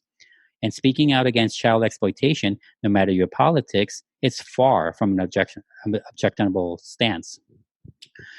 Let's see. It's probably one of the key things that's attractive about QAnon, says a doctoral student at Concordia University who studies QAnon's social media presence. Everyone agrees that child trafficking is very bad. And the argument QAnon makes is, if you're against us talking about this, you're in favor of child trafficking. Sometimes QAnon followers spin factual information in a way that serves their aims. This, by the way, I forgot to mention, this article came out early August of this year. Did I say that earlier? I don't remember. Yes. Early August. Last week, so this is probably late July. Last week, an Associated Press article about a $35 million Trump administration grant to organizations that house trafficking survivors became one of the most shared stories on Facebook after QAnon groups picked it up and cited it as evidence that President Trump's secret crusade against the elite pedophiles was underway. Other times, the strategy involves latching onto conspiracy theories and inserting QAnon talking points. Weeks ago, influencers on TikTok and Instagram began speculating about baseless allegations that Wayfair, an online furniture site, was trafficking children under the guise of selling expensive cabinets. The conspiracy theory went viral, and QAnon believers began sprinkling in their own supposed incriminating details. They claimed, falsely, that a Wayfair employee had once been photographed with Ghislaine Maxwell. Ghislaine, we're all agreeing it's that way? Yeah, Ghislaine, Yeah. Ghislaine, yeah. Giselle, I don't fucking know. Giselle, yeah. She's a piece of shit too. Yeah, been photographed with her anyway, who has been charged with recruiting underage girls for Mr. Epstein, of course. These allegations merged in the popular imagination, and soon unsuspecting people were sharing wild conspiracy theories that came straight from QAnon orthodoxy. With Wayfair, both accounts on the left and right were amplifying the content. A lot of the yoga moms and juice cleanse type circles were sharing it. The strategy of seeding QAnon talking points with different audiences seemed to be working. In recent weeks, Facebook engaged on human trafficking related content has surged, according to an analyst from data called CrowdTangle. Specifically, this is where they talk about Save the Children and whatnot, and mommy bloggers and Instagram sharing all this stuff and how it completely like snowballs, right? Yeah. The QAnon strategy of pushing some unobjectionable, often factual content about human trafficking, in addition to wild conspiracy theories, has blurred the lines between legitimate anti-trafficking activism and partisan conspiracy mongering. Recently, some activists have marched in cities around the country demanding an end to child exploitation. Among them were QAnon believers toting signs with messages like "Hollywood eats babies." Right. For established anti-trafficking groups, the surge of support from the internet conspiracy theorists has been a mixed blessing, as you can imagine. Some activists, such as Tim Ballard, the founder of the anti-trafficking group Operation Underground Railroad, see an opportunity to reach a new, hyper-engaged online presence. Some of these theories, I'm quoting him now, sorry, Ballard, quote, "Some of these theories have allowed people to open their eyes. So now it's our job to flood the space with real information so the facts can be shared," unquote. Others worry that QAnon will divert valuable resources from legitimate groups trying to stop actual trafficking. After the Wayfair incident, the Polaris Project, a nonprofit organization that runs the National Human Trafficking Hotline, issued a news release saying its hotline has been overwhelmed with false reports. It later published a blog post warning that unsubstantiated claims and accusations about child sex trafficking can spin out of control and mislead well-meaning people into doing more harm than good. This is the reporter, obviously. I spoke to a number of longtime anti-trafficker activists who were alarmed by QAnon's recent incursions onto their turf. They had worked for years to expose facts about child trafficking, only to see them distorted and misused by partisan opportunists. And they worried that in addition to clogging hotlines, QAnon believers could undermine the movement's bipartisan credibility. And it really just kind of goes on and on about it. Unquote. I meant to say unquote and then say it just goes on and on. He doesn't talk about that. Right. But, I mean, personally, I think there's something shady with the Wayfair. Personally. This guy doesn't think so. I think so. But I honestly don't know what to think anymore. I don't want to be duped. There are literal tomes of information and branches galore that connect, quote unquote, that makes it impossible to be coherent while trying to look at the big picture. I read most of that article to present my first suspect. The first suspect. The core within QAnon, whether it's one person, a group, or Trump, like Lexi said, or a lackey of his, are successfully separating people from each other, putting a group against the other while making many subgroups attack from within, and is therefore furthering dissent. If the goal is to placate, distract, and twist, they're not doing so bad, especially considering how well Trump did in 2016 with his aggressive social media campaigns, attacking Hillary and whatnot. Yeah. He makes oppositional attack ads look like high school debate. I'd wager that if this is an intentional fake news factory, it's working too well. I mean, do you have friends and family and associates who are no longer on speaking terms because of this political hurricane? Oh, absolutely. Have you seen the protesting, pizza parlor shooting, bad celebrity photos lately? How about people running for office who are along for the ride?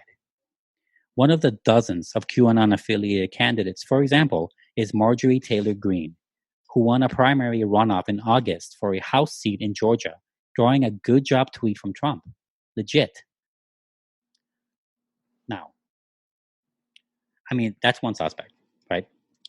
The suspect that QAnon supporters want to believe in, of course, is that they're right. This is the obvious one. Is it possible that they are? If not everyone, which includes Ellen DeGeneres, Oprah, the Obamas, Bush, and the Clintons, does getting most wrong but a few or one right make it okay or worth it? It's hard to talk to someone who believes in all of this or even parts of it because the underlying problem is that it's unprovable. A perpetual conspiracy machine. If you can't prove it, how can you tell me it isn't happening? Have you spoken to a flat earther lately? They will give you example after example that would take many more hours to prove them wrong, only to end up with a discussion that will not make sense, that makes you seem like you're defending a round earth theory. And because most of us don't have access to space travel, that makes it impossible to show them from space. I fear for the day, which might happen, that proves just one of these alleged pedophiles are real. Because if one out of hundreds is true, then why not all of them, right? My favorite suspect is my third suspect. My favorite suspect is something I came across just last week when watching one of the movies for my other podcast. The movie's called The Social Dilemma. When you go to Google and type in climate change is, you're going to see different results depending on where you live and the particular things that Google knows about your interests. That's not by accident. That's a design technique. What I want people to know is that everything they're doing online is being watched, is being tracked. Every single action you take is carefully monitored and recorded. A lot of people think Google's just a search box and Facebook's just a place to see what my friends are doing. What they don't realize is there's entire teams of engineers whose job is to use your psychology against you. I was the co-inventor of the Facebook like button. I was the president of Pinterest, Google, Twitter, Instagram. There were meaningful changes happening around the world because of these platforms. I think we were naive about the flip side of that coin. We get rewarded by hearts, likes, thumbs up, and we conflate that with value and we conflate it with truth. A whole generation is more anxious, more depressed. I always felt like fundamentally it was a force for good. I don't know if I feel that way anymore. Okay, that was the trailer for the documentary, which is on Netflix. So the suspect is money. Money is the reason why people are biting their heads off. Tech conglomerates are using our very personal info, not just rudimentary info like addresses and names, but data, like how long you stare at an ad about ladies' underwear, how you talk and send links to your friends, how fast you respond to certain videos and posts, and so on to tell the advertisers. And they sell it to advertisers. Fuck that up. Pepsi and Samsung are buying digital real estate from sites like Facebook, Instagram, Twitter, and Google. And what they're buying is a way to influence you to buy their shit. Not just companies, but anyone with money. People with agendas. Groups with a certain political view. The NSA, you think of Snowden. Organizations out to incite global hysteria can buy stock in you. It's very true and a legit science fiction nightmare come to life, especially when you stop and think about it. I won't get into the rest of the film and all of its examples and information, but I'll just ask, have you looked at your timeline? Jay and I have spoken many times about how Alexa is always listening, teeing up an ad or video relating to a conversation we have on Zoom. I have videos on my feed usually relating to technological improvements, people doing cool shit, and people failing at doing cool shit. What's yours? I can say for sure I've never gotten a QAnon video or much of any conspiracy theory related stuff, but I know Lexi has. Mm-hmm. I have. Friends without of mine. a doubt. Yeah, right? Friends of mine have for sure, and you two are the example. My own mom thought that there was a nationwide, not a real nationwide, but she thought there was something going on, manhunt against Mexican vendors out in the streets because her feed gave her one video and then like a news segment after. Wow. This is my favorite reason. It's also because it's the most I can cynically prove. It's provable. It shows you just how Americans are and have been for over a century.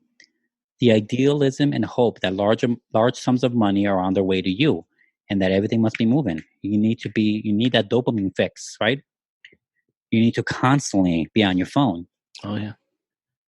And we are really becoming slaves to it. And you saw, videos like these have shown up in our own feeds, which is funny because they're about how much we are on the phones, on social media, about like the collapse of society based on all this technology and how we are ruled by ads and stuff, and how they manipulate us without us knowing. And they don't do it nefariously. They do it for money, but they are doing it. And it's happening regardless. And it might be unintentional, but it's happening. And I think that what the movie does a good job of doing, and not only shows you this information the way that it gives you examples, gives you dramatizations. And the great thing about it is that it uses exclusively people who've worked on the field at high levels.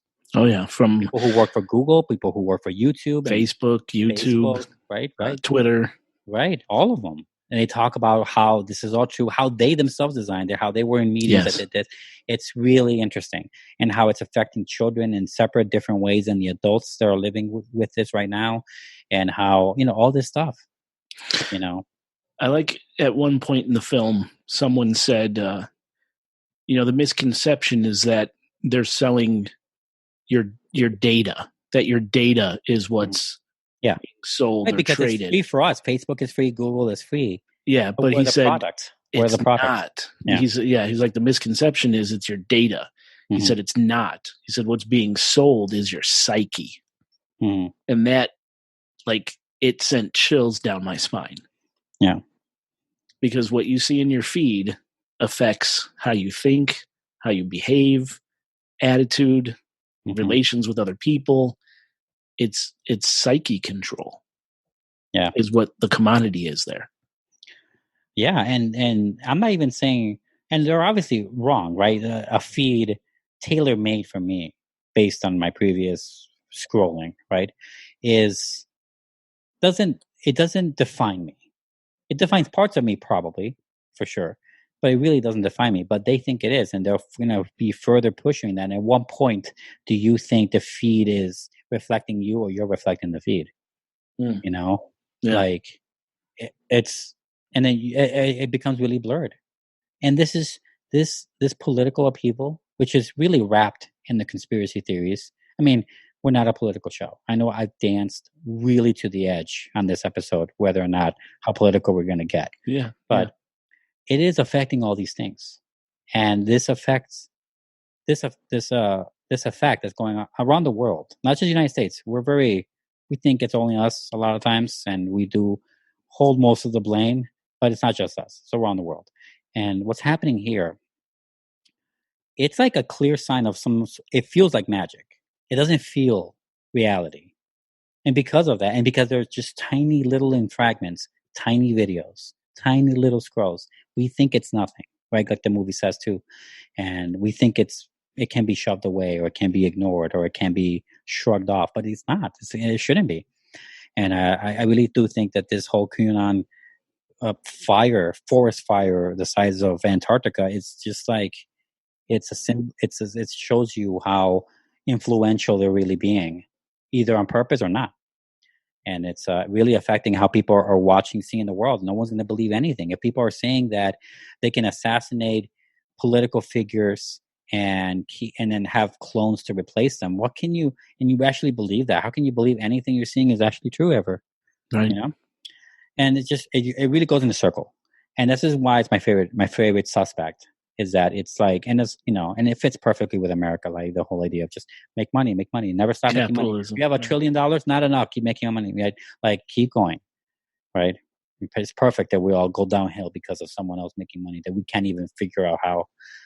But yeah. And I don't have a real ending for the show. This is a never ending. Right. Yeah, absolutely. Never ending topic. But I wanted to give that as my last theory for possible suspects as to why we're living in this particular age. This conspiracy-laden age. Yeah. Good. Wow. Heavy stuff. I know. Very heavy stuff. Timely. I don't know. We talked about, I wish I remember what episode it was, but we were just kind of making some general comments about our Facebook feeds in an intro to a show. And one of you, it was you or Dave, or could have been Lexi too, were like, oh, I see, pictures of puppies and, happy things, right? And I'm like, Jesus, my feed is about child abductions and murders and horrible news stories. And considering, what I research for this show, I do most of the heavy lifting, right? I think that's a fair thing to say. Yeah, on the research, yeah, you do. Right. So these are things I'm constantly looking up. So that's what my Facebook feed is feeding me constantly, is all this negativity and just horror stories, Yeah. And when I see some of these things about children, especially, it affects me, and I will get sad or angry or right at that moment. Yeah. So it's that control of your psyche through this stuff. It's and you don't know what's real and what's fake anymore. It's bad. It's bad. Yeah, exactly. It's just, there's no solution. What the three reasons that I said, the least likely is that it's all real, obviously. That's what I call conspiracy theories. The idea that Trump is doing this on purpose, he's probably using the tool that these tech conglomerates are using by stealing our data to sell us things tailor-made for us. It could be a conjoined thing. But it's definitely, there's no one suspect. There is not one element, not one organization to blame. Right. It's all our fault for falling into it. It's falling into it. The fact, I'm sorry, but even though I don't talk about it on social media at all, I only have discussions with friends or as I see them or as I'm on the phone with them. But the fact that we did this show today, I'm complicit in making it worse, because even though I'm talking about it hopefully positively and hopefully shedding some sort of light, I'm still talking about it. Right. I'm still perpetuating that machine, even if I don't want to. So. Very interesting. Very interesting. I would say if I had to blame something or somebody, it would have to be big tech. It would have to be. There's got to be a more responsible way to make money. Seems like responsibility is out the window. Connect, make money, connect people, do all the things you're supposed to be doing, while at the same time somehow vetting what's happening. Mm-hmm. But especially in this country, then it starts bordering on right to speech, right? Free speech. It's a very tricky thing. I don't know if it could ever be done, if this stuff can be regulated. I don't know either. Like, it probably goes hand in hand with too big to fail. They have no sense of consequence. Maybe it just won't stop, I guess. I don't know how we can stop. Can we even stop them? I don't know. Pull the plug. Cut the line on the mainframe. Right? Yeah, get your phones hooked back up to your kitchen wall with the cord. All the shit will go away. Yeah, my shoulder will start hurting again just thinking about it, holding the phone for hours at a time. Between your shoulder and ear. I used to do that all the time when I was younger, in my youth. Yeah, it's a problem. Did you ever used to try to sling the thing to land on the hook by throwing it? The phone? Yeah.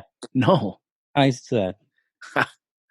Obviously, I would often break it, but it was still fun to try. Oh, man. I missed that. No, I didn't do it. I would just lay on my stomach on my bed with my legs bent behind me with the little phone cord wrapped between my tootsies. That means toes. Yes. For those listening and not sure what he's talking about. Yeah. I've done that too. Taking a hot bath, right, on the phone. That's right. Right. With bubbles. All right. I think that's it. Any last thing you want to mention? Or? There's so much, but I gotta collect my thoughts. Yeah. What about you, Lexi? Anything? My brain has been fried. There's too much. Yeah, this was a heavy one. Did Did I put too much in there? No, not at all. Hopefully, like me, you gave the listeners a lot to think about. Yeah. Yeah, I hope so. Good job, guys. Thanks. Yeah, thanks. Anytime you need a break, let me know. All right. Well, if we have nothing left, Oscar, are you taking us home this evening? I think you should take us home. You're me today. So, Jay, take us home. Wow.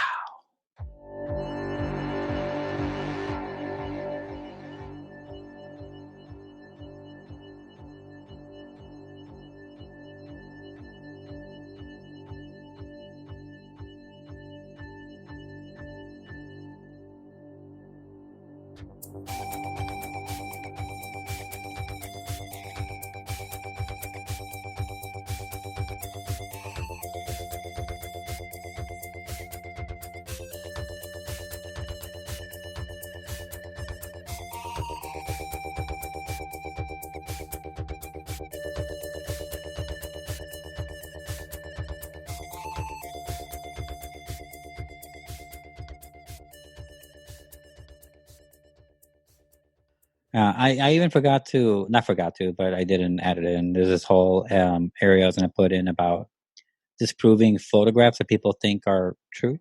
Yeah. Like supposedly I found this one article that led me to like this fact checker and this other guy who can tell the authenticity of a photograph. And it was relating to a picture of Biden with Obama on a yacht. With a Chinese kid, I think, or some boy, kid, and obviously the QAnon saying, all this shit, right? And that it was actually doctored. It was a doctored photograph. And same thing with some of those Oprah pictures that people were saying that she takes with, or she has been with convicted pedophiles. They were doctored. Right, that they were. Oh man, I never read the Chrissy Teigen tweets. Oh my God. Oh, you say it now. I'll put it in the outtakes. You got to say it now. Okay. What is it? Honey, I told you to write bullet points. I did. I forgot. This was the perfect one. It's actually like evidence of someone that really looks like that does it, and it's a celebrity that does actually probably approve of this pedophile stuff. Read it, honey. Jay will love it. You never heard of Chrissy Teigen? Sounds familiar. So she's a model. She married John Legend in 2013, and recently she deleted 60,000 tweets and blocked over 1 million people on Twitter after being accused of having ties to a deceased billionaire pedophile, Jeffrey Epstein. In one 2011 tweet, Chrissy said, seeing little girls do the splits half naked is just ... I want to put myself in jail. Hashtag toddlers and tiaras. End quote. That's just one tweet. What the fuck? Yeah, read the other ones, though. In another tweet, she said was, quote, about to Anthony Weiner, this kid, end quote. Oh, what did Weiner do? Anthony Weiner, for people who don't know, is a convicted pedophile and husband to Clinton aide Huma Abedin. Huma Abedin. Mm-hmm. It's that documentary I mentioned at the QAnon episode. Remember? Yes. And yeah. There's no misconstruing that. No. She also she retweeted an ABC News article titled, quote, "Pedophiles Delight, ? Toddlers and tiaras, star Ford Dawn's big boobs butt," unquote. What the fuck does that mean? I don't know. Apparently that Toddlers and Tiaras is a pedophile's delight. Toddlers and Tiaras is a show version of what Cuties is being. Oh, good point. It's I should have thought of that as an example. It's a perfect show. It's a show about like model, like, what it sounds Here like. It is. I have a few more. She also tweeted, "I'm bored. Really want to watch kids give birth. Where can I watch teens giving birth?" MTV. I mean, that doesn't make sense, but I'll try. That's one. What the fuck? Yeah, and then, sorry. No. I'm looking it up as you're talking about it. Yeah. This one disturbs me the most. She wrote, I just saw a baby that looked like a porn star, like a trashy do-anything porn star. Is this wrong to think? Cunt. What a cunt. Did I say that? You did already. You just did. Well, I mean, what the fuck, man? No, I would. Yeah, no. It's really bad. Yeah, this is one example I was going to give for something that's, I would say QAnon maybe has right. Oh, this should have been in the episode. Damn it. I forgot. I'll include it in. I'll just add it in the middle of some. Oh, can I? I don't know if there's a spot for it. Here's another one. I have quite a few more actually. She wrote, quote, a belly and a shirt with a small sexy toddler on it saying #1 duh. Retweet at Chad Kramer. What does a guy wear to a toddlers and tiaras party? The fuck is this bitch's problem? Where is she today? What is she doing today? Just doing her things. This one is kind of relating to Pizzagate. This is quote, I woke up this morning with a pizza on my chest and ranch dressing all over me. So if you think I'm too good for this, you are sadly mistaken. Then she made another quote, I am going to jail over pizza. Oh. And those were the main ones that I saved. So has there been any talk about why she wrote this shit? What am I trying to say? Any analysis into what this means? That she's a pedophile? With the pizza thing, it relates to that email that was supposedly hacked about. Well, yeah, Pizzagate and Planet Ping Pong and all that shit. Right. But I mean, were they legit her? Was she hacked? Mm-hmm. Has she come out? They were legitimate her. Has she come out and said, well, this was my real meaning behind that? Anything? No, she just said, I had to delete so many posts because you guys think I'm a pedophile. Pretty much. Stupid bitch. Oh, my God. I'll include it right away at the top of the outtakes, this segment, okay? Mm-hmm. All right. Hopefully people hear it. If you want, we could emphasize it on the next show. Too. Yeah, that would have been really good to be in there. I know. I forgot to remind Lexi. Deleted tweets are incredibly disturbing. Yes, they are. The internet is written in ink. She really likes toddlers and tiaras. She looks like a fucking psycho. Yeah, doesn't she? I've never seen her face. Oh, God, I can't think. On Instagram, I posted up that Cecil Hotel came out, patrons only, right? And one of our normal listeners, she was a caseworker who would go into the Cecil 3 to 4 times a week for 4 years because she had about 30, I forgot what she said, 30 or 40 sex offenders that she had to keep tabs on. You're kidding? That lived there? Yes. So she was in there all the time. Wow. And she said that residents there did in fact say that they saw like shadows and people in their rooms, heard voices. And she's like, I don't know if it's true or not, but that's what they told me. That's crazy. Yeah. And one of the people she was keeping tabs on was still there when Elisa Lam happened. Mm-hmm.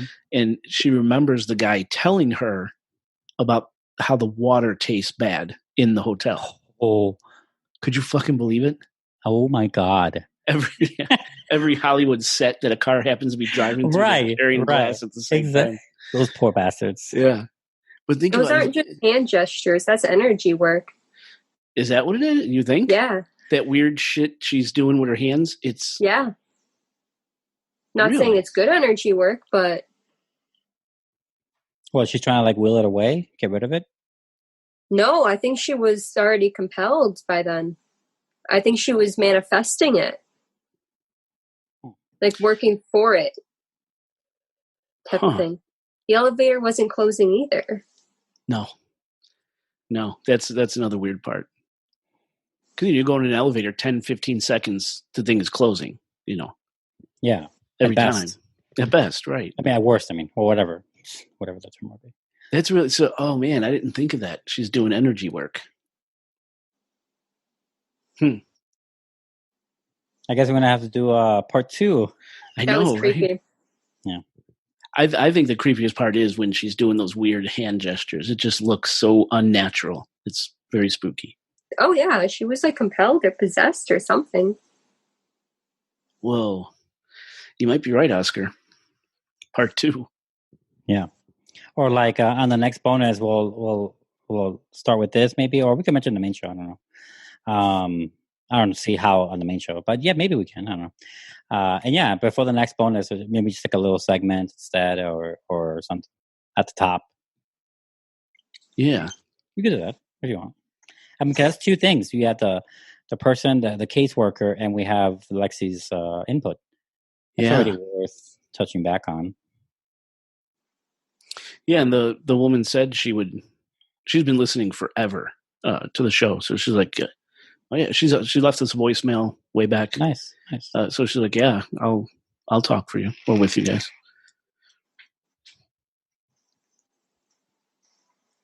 Nice. Energy work. That's really interesting. Because the certain hand gesture she was doing, she was like waving it around like this for a minute. So what does that mean? What do you think that means? Is it positive? Is it negative? In her case, probably negative. I think from what I saw, the way she was first standing in the elevator compared to when she started to like hide in the corner of the elevator, you could just sense the difference. I think something entered the elevator, or she already had it attached to her, but it entered her inside the elevator. Damn. And then she was compelled to, maybe it was a certain like number sequence on the elevator number. People have talked about that there's a certain number sequence, and I just because she wasn't just going up and down; she was going like this. Yeah, she was thinking about what she was doing. She wasn't just randomly smashing. You're right. It's very possible that she was possessed from the beginning. After doing that, she walked out of the elevator and then started to do the work. It's pretty compelling, actually. Maybe we should find out if she's like a Wiccan or something. Dude, there's so many rabbit holes with Elisa Lam. I mean, she was involved in some sort of secret weapons program with Japan. Oh yeah, and they tie it all to the spelling of her name and not back at you. Yeah, you called him a hoe. I did call him a hoe. Yeah, I'll probably leave it in there. It's funny. You're right. Maybe just the outtake. I don't mind looking like an idiot. I just as long as it's good, I don't care. Man, I mean, Kennedy, Wayfair, QAnon. We brought a lot of stuff on. We put a lot of stuff on the table. I got to think of a summary. As she's telling me about it, we're walking to the front of the apartment, and I see the little boy, okay? He's in the yard, pretty much naked. What? 2 fistfuls of grass, eating it. Oh, what the fuck? And then he looks up with like grass on his face and gives like a really like weird look, and then I smile at him, I wave, and then I go, like, I run into the apartment, and I just start laughing my ass off. I'm like, Mom, this is your new neighbor? Oh my God. Yeah, so that was my first encounter with him. My second encounter, like, I didn't see the mother. The mother wasn't out in the front yard, okay? It was just the little boy, half naked, eating grass. Eating grass. How old is the kid, roughly? Around 4, 5. Oh yeah, there's need to be a parent there. What the fuck is she thinking? Yeah. I mean, she has a balcony and then the front yard, so she could probably peek out the window, but still. Still, yeah, no. Yeah. So then, the next time I go out there, I visit my mom. We're walking to the front yard to our house. And the little boy is half naked in the yard again, playing with an ashtray that's on fire. He's fanning a fire in the ashtray. Oh my God. Half naked. Yeah. What the fuck is wrong with these people? Just wait. This is just a kid who's freaking weird, okay? And the mother was there this time, and she's like, "Oh, don't worry, it's just fire." Oh my god, idiot! And we're like, "What the fuck?"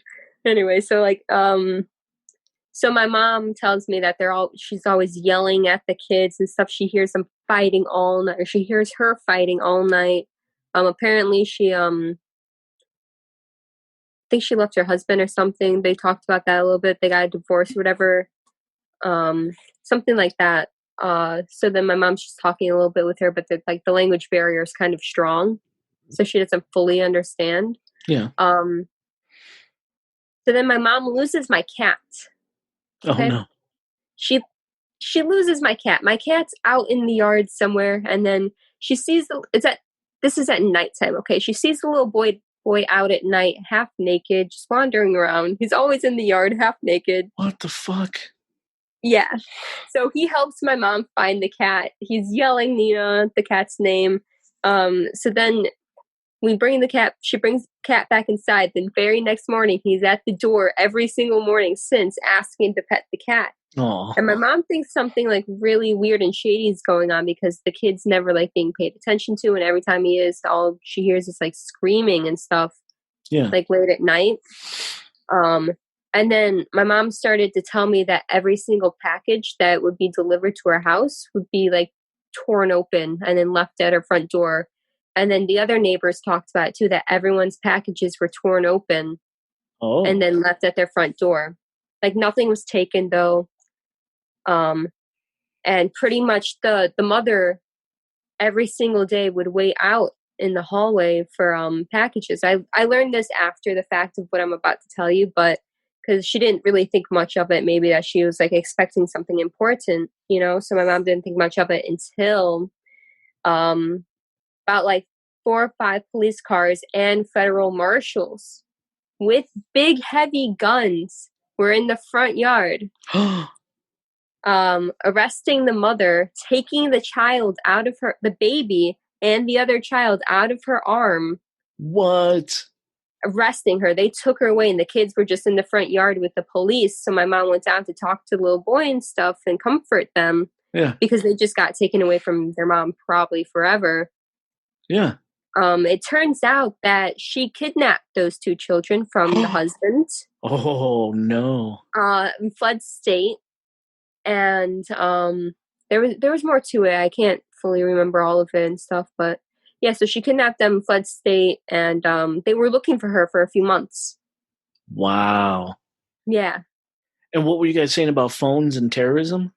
So the reason why she was looking through everyone's package was she was expecting all her burner phones. Wow. And the neighbors were talking about how federal agents would come by every once in a while. My mom saw them too into the house with little baggies of burner phones and little baggies of weird things leaving the apartment. Holy and like weird shit. quarantine bubbles and stuff. Weird what? Like little quarantine like bags and stuff. Like those like see. safety hazard bags and stuff. Yeah. What the shit, man? Yeah. It's crazy. And That's it was Niles for frightening, you. My mom. Yeah. Holy shit. I don't even know. I don't even know what to say. It's hard out there for a pimp. Pimping ain't easy, you know that. Her, what was it? Her hoodie and like 2 articles of clothing was in the tank with her. The tank lid was closed, which people say is impossible. If she fell into the tank, she's drowning or whatever, she can't reach up out of the tank to close the lid. So who closed the fucking lid? And everyone in the hotel was cleared. All these people were questioned. Everyone was cleared. Yeah. So the official cause of death was accidental drowning. Right. Which is like just a put upon thing, just to close the case. They didn't want to leave an open case. Yeah. That's really what it is. When they can't figure it out, they just say accidental death. Yeah. Very, very shady. Yeah, the suspect fell into the knife 72 times. Accidental death. We don't know who did it. Shot himself in the back of the head 3 times. These things happen. It's a marvel of human engineering. where she's from, and Yikes. that she was an Illuminati sacrifice, that there was a cult that met at the Cecil, and she was a victim of the cult. Oh, I mean, we're going to get into the nature of everything you're saying right there. There's so many. Oh, yay. Yay. I love it. Who's a happy Jay? Who's a little happy Jay?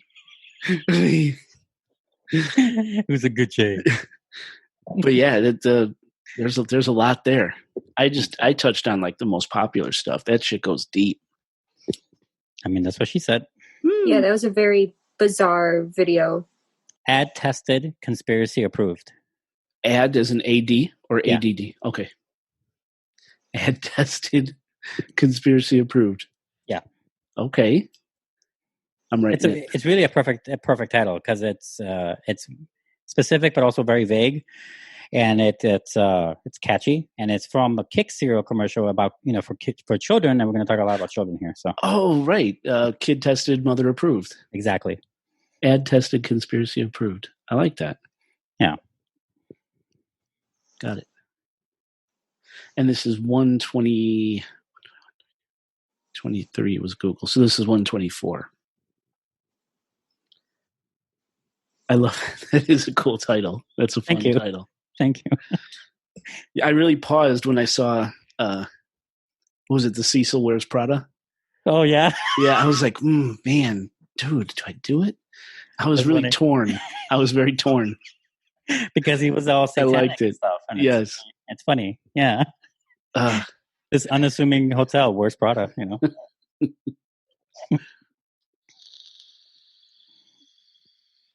I like those titles. I like coming up with titles. I know. I always look forward to what it's going to be. And then I could always tell when it's really late when you're doing the editing because they're just like straightforward. Yeah, straight like fuck this. I'm all let down. Oh. Episode 120. That's it. Damn, you up late. Yeah, right. Okay. All right. Yeah. Cool. Obviously, I won't put this part of the conversation in there, but right. Our strategy session. Right. I mean, pretty sure people know by now that we do strategize on that stuff sometimes. Okay. Yeah, but yeah, overall, probably not good to show them how the sausage gets made. It's a term, honey. How that little bratwurst is browned. Oh Jesus! You took it a step further. Honey. We've been doing that lately. Every time she calls me, I go, honey. That makes me want to stab my eyes. It really does, doesn't it? It's really annoyingly pleasant. Speaking of stabbing things, have you watched Raised by Wolves yet? How's Katie? Oh. I love making things. Hopefully one day we can enjoy those things together. Yeah, we will. Don't hopefully that. We will. Just it's a matter of time. It's not a matter of if, though. It's a matter of just when. time. Yeah. Okay, right. Yeah. I just don't know when. Just the shit, man. It's picking up back here. I think it's worse now than it has been. I'll just have a complete sex change. You won't even recognize me. So, Lexi, I was telling Oscar that you had written me on Instagram, and you're like, "Hey, did Oscar tell you the topic?" And I'm like, "Oh, is it that topic where it's like about people hearing voices and thinking it was from external?" And you're like, "No." Yeah, no. And that was it. You never came back and told me anything. Yeah, she told me that she told you that. Like, yeah, no. What is it? Loved you hang in there, didn't I? You did. Yeah, you did. That was. I mean, it's the thing. I didn't tell her not to tell you because after she told me that story, I was like, "Don't tell him." But yeah, it was a thick move, just leaving you hanging there. No, it built suspense. I'm excited. Yeah, it's like says knock knock. Okay, let's move on.